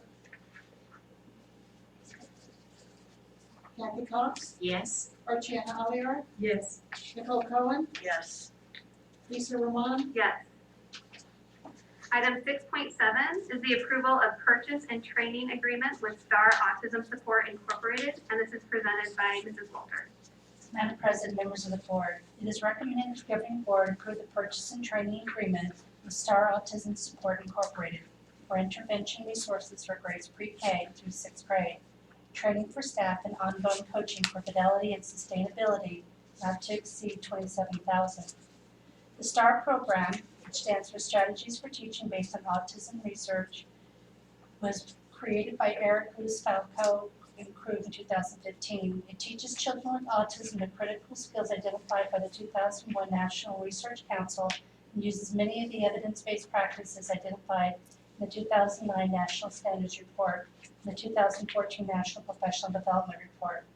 The ABA applied behavioral analysis, instructional methods of discrete trial training, pivotal response training, and teaching functional routines form the instructional base for this comprehensive program for children with autism. The program is evidence-based, research-validated, and ABA-based.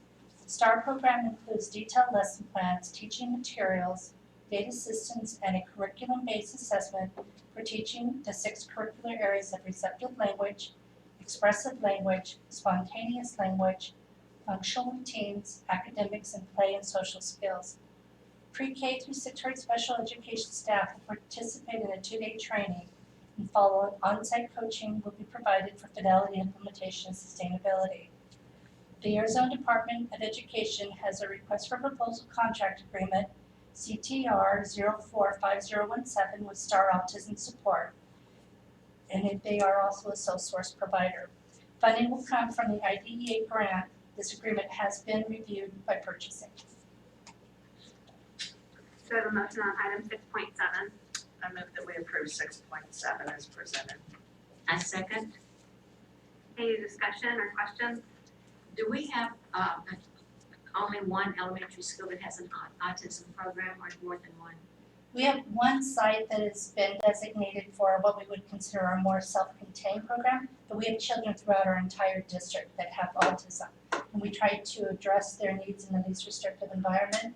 But for those students who require a much more comprehensive, intense program, where their behaviors are impeding their ability to get the academic piece, they require that is the elementary program at Starline.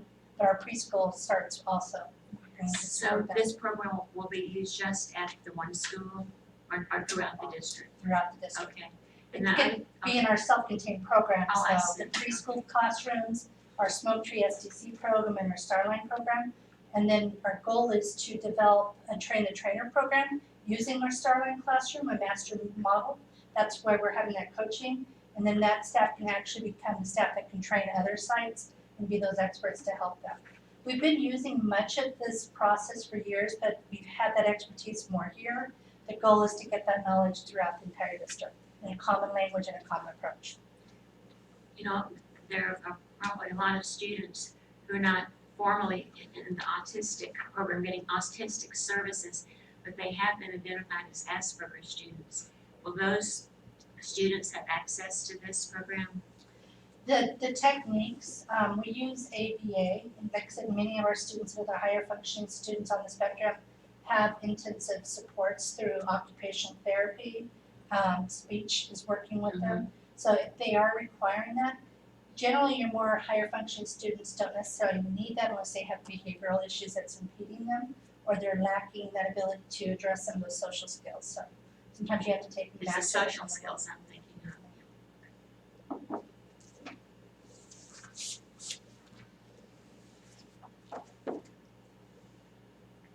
And this is the cost for a one-time training.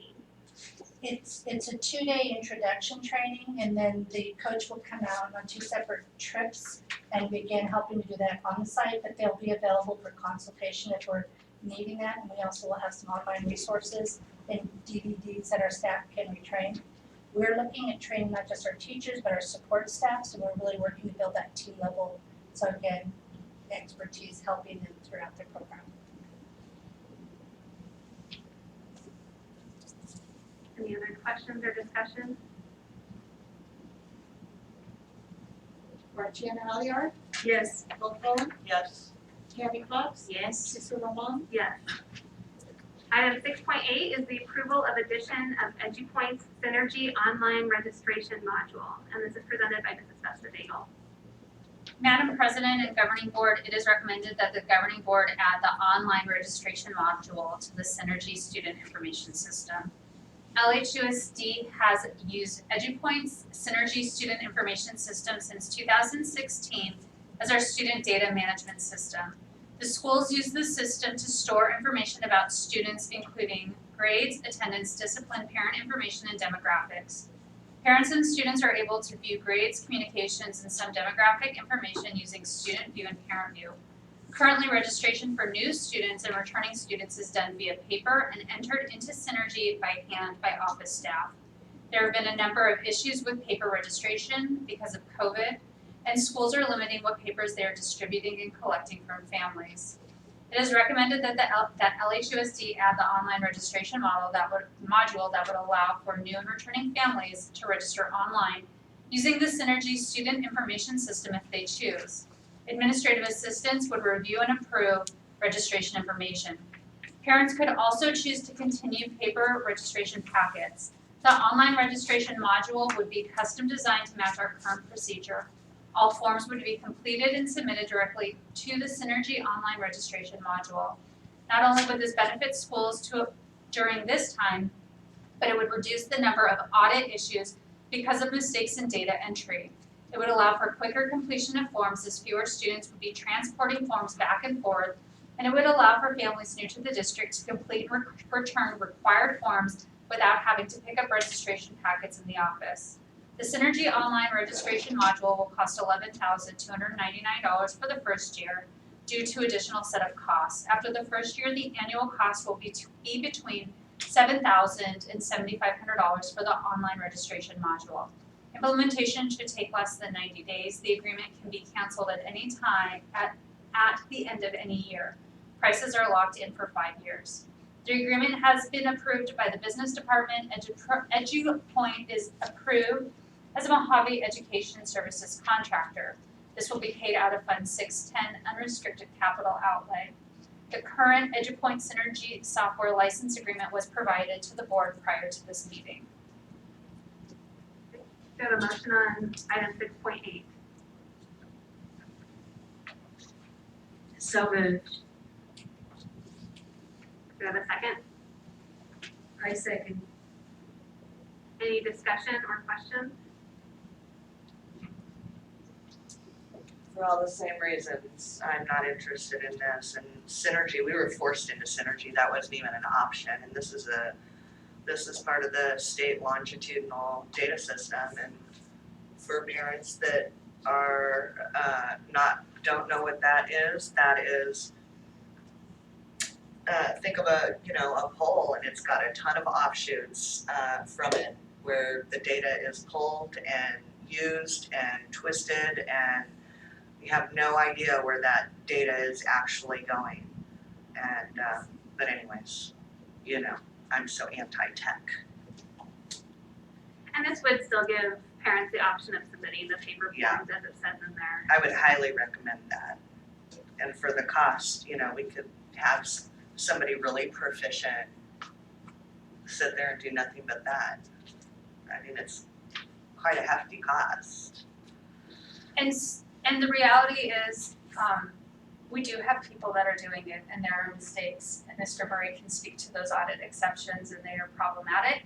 And when we are thinking about the changes that parents are needing to make, they're really important changes. If I need to change my phone number, so that a school can contact me, and it is now requiring me to go in and get a paper form and make that change, that sometimes doesn't happen. And there is nothing more frustrating as an administrator than trying to call. And by no means do I think now that it's online, it's going to magically fix it.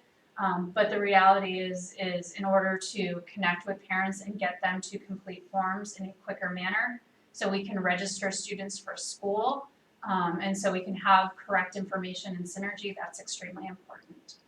And so this is not a new system, it's a system that we already have. It just allows parents now, instead of this. It was a system we were forced to use by the state of Arizona. It was not even an option. Yes, and I do remember that, and so the state has kind of dropped that, and they've returned it to Synergy, but, you know, it is now our student information system that we use.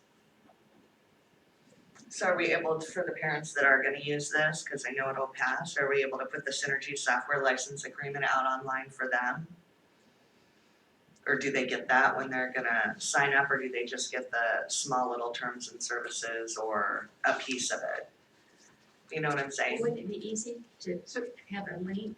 Really what they're doing is completing an online form, and then the secretary gets that and compares it and then makes that, basically uploads that information. So the parents are never accessing the actual system.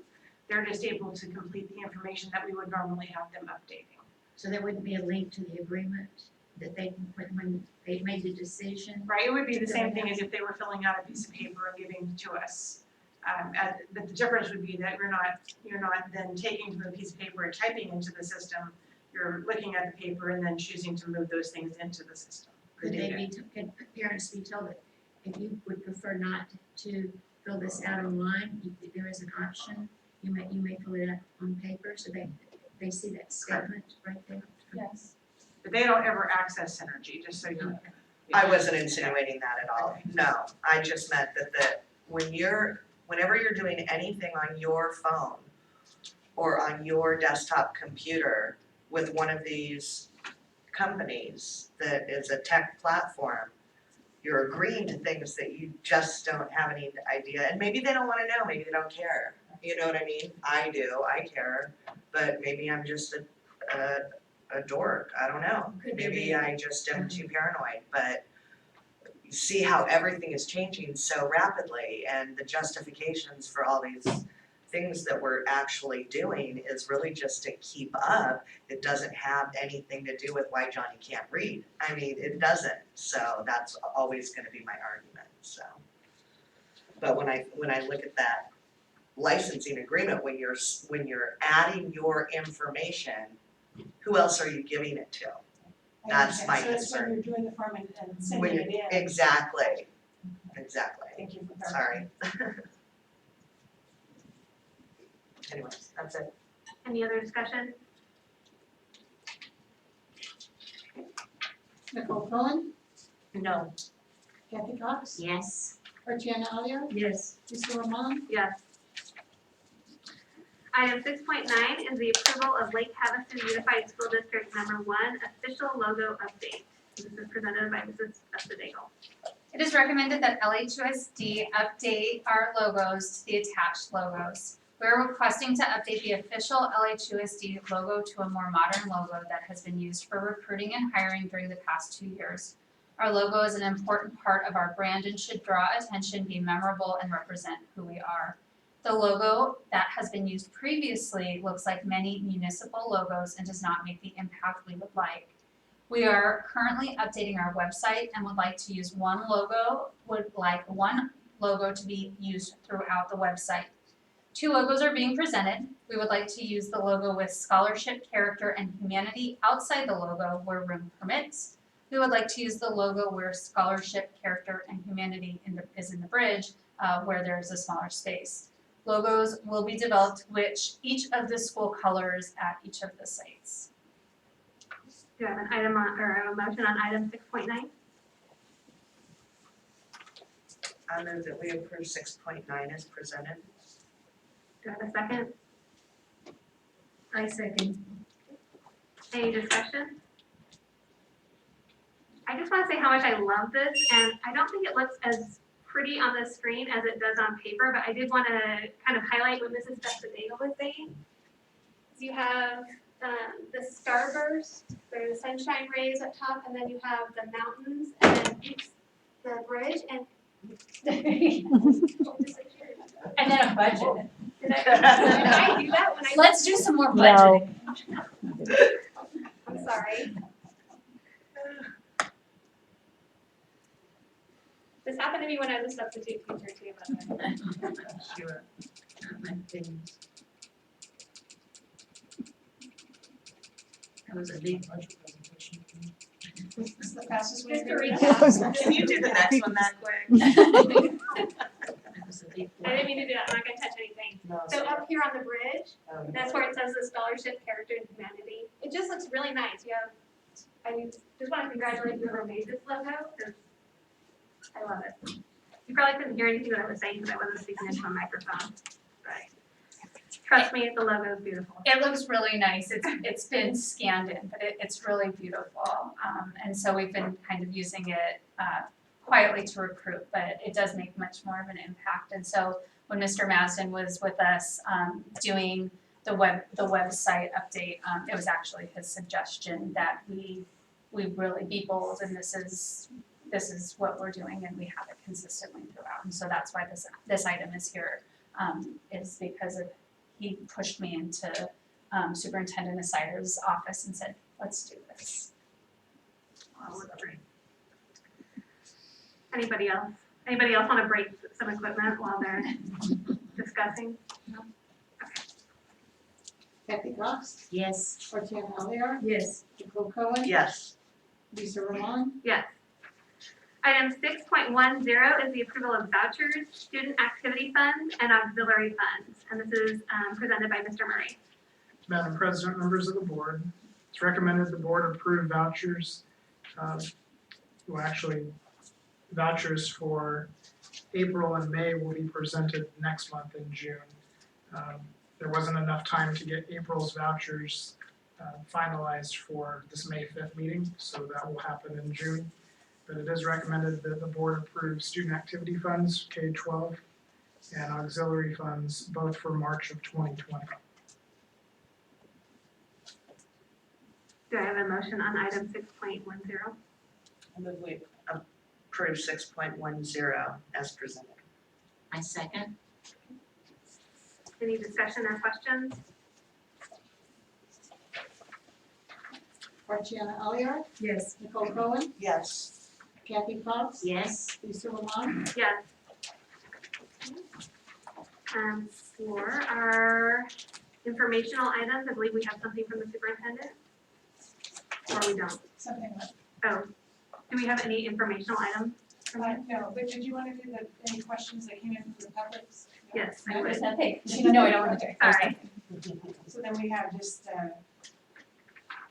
Okay, so no questions came in. So I realize that we are getting late and we still have an executive session. I do want to share with the board that our standards committees for the focus book that we've been working on for social studies, science, and mathematics are going to start tomorrow.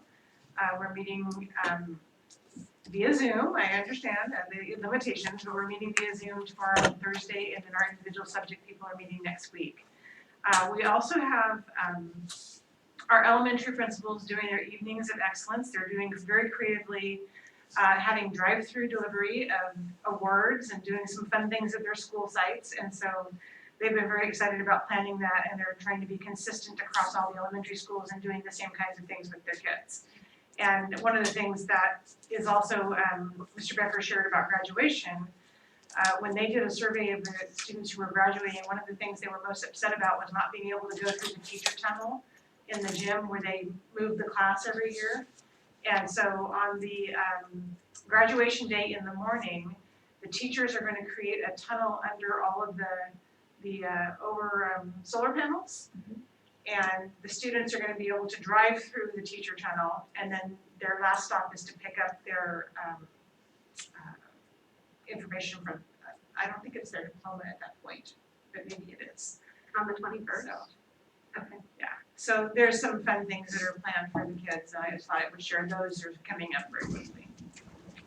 And of course, today is Teacher Appreciation Day, so we do appreciate all of our teachers and staff.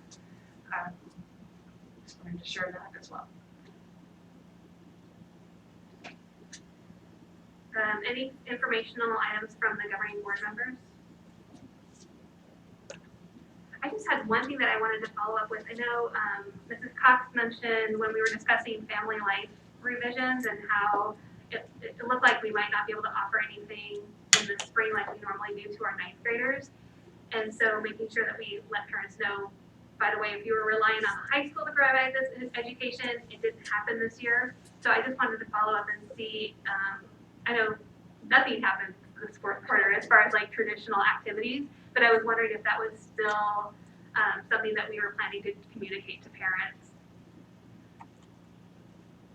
It has not been communicated, so we still can do so, yes. Any board suggestions for future agenda items?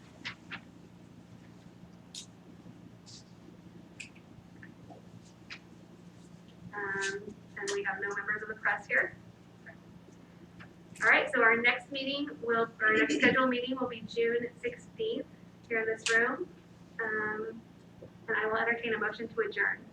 I move to adjourn. I second. Debbie Cox, Yes. Bill Cohen, Yes. Archie Collier, Yes. Mr. Romano.